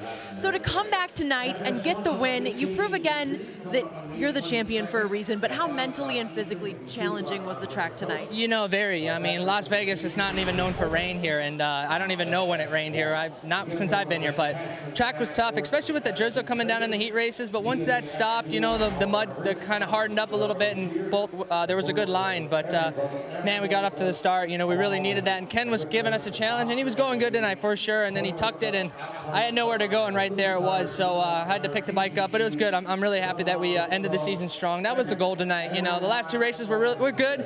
We were focused on that championship, but that being out of the way, it was nice to get a win tonight and end it on a strong note and get ready for what lies ahead. But yeah, man, it's been amazing. You know, this whole season, my team Red Bull, KTM, everybody. A lot of people at the shop, you know, Laybone working on the engines, everybody, you know, there's no insignificant position at KTM. It all matters and it all comes and it shows, I feel. So got to thank my trainer, Alden Baker, my wife, Lindsay, my family, I mean, everybody, and very blessed. And this is one of my best seasons so far in Supercross, you know, and I only want to keep going after more. So it's, yeah, tonight was a challenge, but I'm glad we got a win. What a year, Ryan. Congrats, guys. Yes, yes, you're right, Jenny. What a year for Ryan Dungey. Here are the results. Reed and Baggett battle to the finish. Reed gets 4th, Barsha 10th. You hear that comment that Ryan had, thanking everybody on the team. There's no position on our team that is insignificant. That is showing that Red Bull KTM really has some special chemistry. Back to Jenny. And for Jason Anderson, you've had 5 podiums in your last 7 starts, 3rd in overall points this year. So often, we saw you up on the podium in the mix. What do you think is still missing from your program to be winning more often? You know, I think it's just progression, you know, from year to year. I just, you know, this guy's been in it for a while, so I'm trying to learn as much as I can from him. You know, we ride during the week, and, you know, he's helped me out a lot, and Marv too, just riding together. So I think just, you know, just trying to progress and be better from year to year. But, you know, I couldn't do it without my whole ROCKSTAR Energy Racing HUSQVARNA team. Paradise Chevrolet, Scosh, Thor, Hilton, Arrow, Alpine Star, Dragon. There's just a whole crew, and everyone's doing a great job, and really happy to end the season like this. All right, it's been fun to watch you this year, Jason, guys. And you know, Jeff, as you look at the points here, Dungey's going to win it by 60 over Roczen, but Anderson is only in his sophomore season. He ends up 2 wins and 3rd in the points. He's really on a pretty fast learning curve. Yeah, and just like in the 250 championship, he started off a little slow, but he certainly finished up that division strong with the title, and I have believe that he can win the 450 title sometime in the future. Back to the podium, Jenny. And Eli Tomac up on the podium for a 3rd week in a row. A lot of times this season we talked about how you were building, you were getting stronger. Do you feel like you're at the best place you can be to end the year? Yeah, I think so. You know, at least at this point, we had some momentum going. You know, with 3 podiums in a row, that was good. Got a little bit of a gift here and there, especially during that race. But, man, those conditions were tough, really tough. I mean, there was a lot of moments. Well, I actually tipped over the first lap even, and off the side of the bike a lot of other times, but made it through it.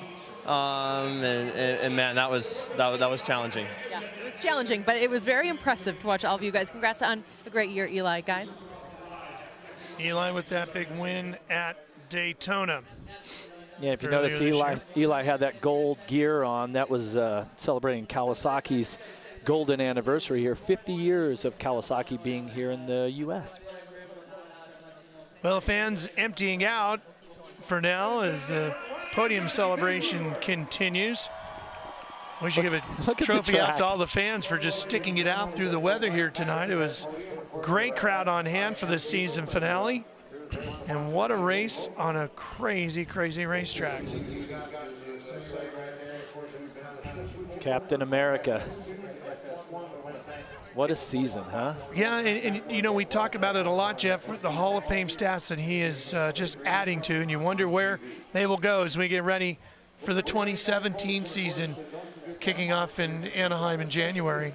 Going to be some riders moving teams and shuffling around, and everybody's going to start with 0 points once we get to Anaheim next January, and then we'll try to do it again. But everything that we know about Ryan Dungey, it seems like he can do it again. Stepping up onto the podium now, you're going to see Tony Skillington, the FIM Director, Motocross Commission, presenting, there's Tony, the FIM medals. This is a world championship. This is Monster Energy AMA Supercross. This is part of the national championship here at the American Motorcyclists Association, and then the world championship with the FIM. And Ryan gets the bright, shiny gold one for the third time. There it is, folks. The 3 best Supercross riders in the world. No doubt about it. No doubt about it. And I think we're going to see these 3 men battling again just like this for a few years ago. Well, and don't forget, we still have the Monster Energy Cup here in Vegas. And $1 million. A few more, yep. Hey, what a year, buddy. It was. It was fun, Ralph. It was a lot of fun. We thank all of you, and especially our crew, the best television crew in all of motorsports, our Fox Supercross family. For Jenny Taft, Ricky Carmichael, Miss Juliana Daniel, who joined us this year, my old buddy Jeff Evick. Thanks, buddy. Enjoyed another year with you. So long, everybody. See you back here in October. Congrats, champ.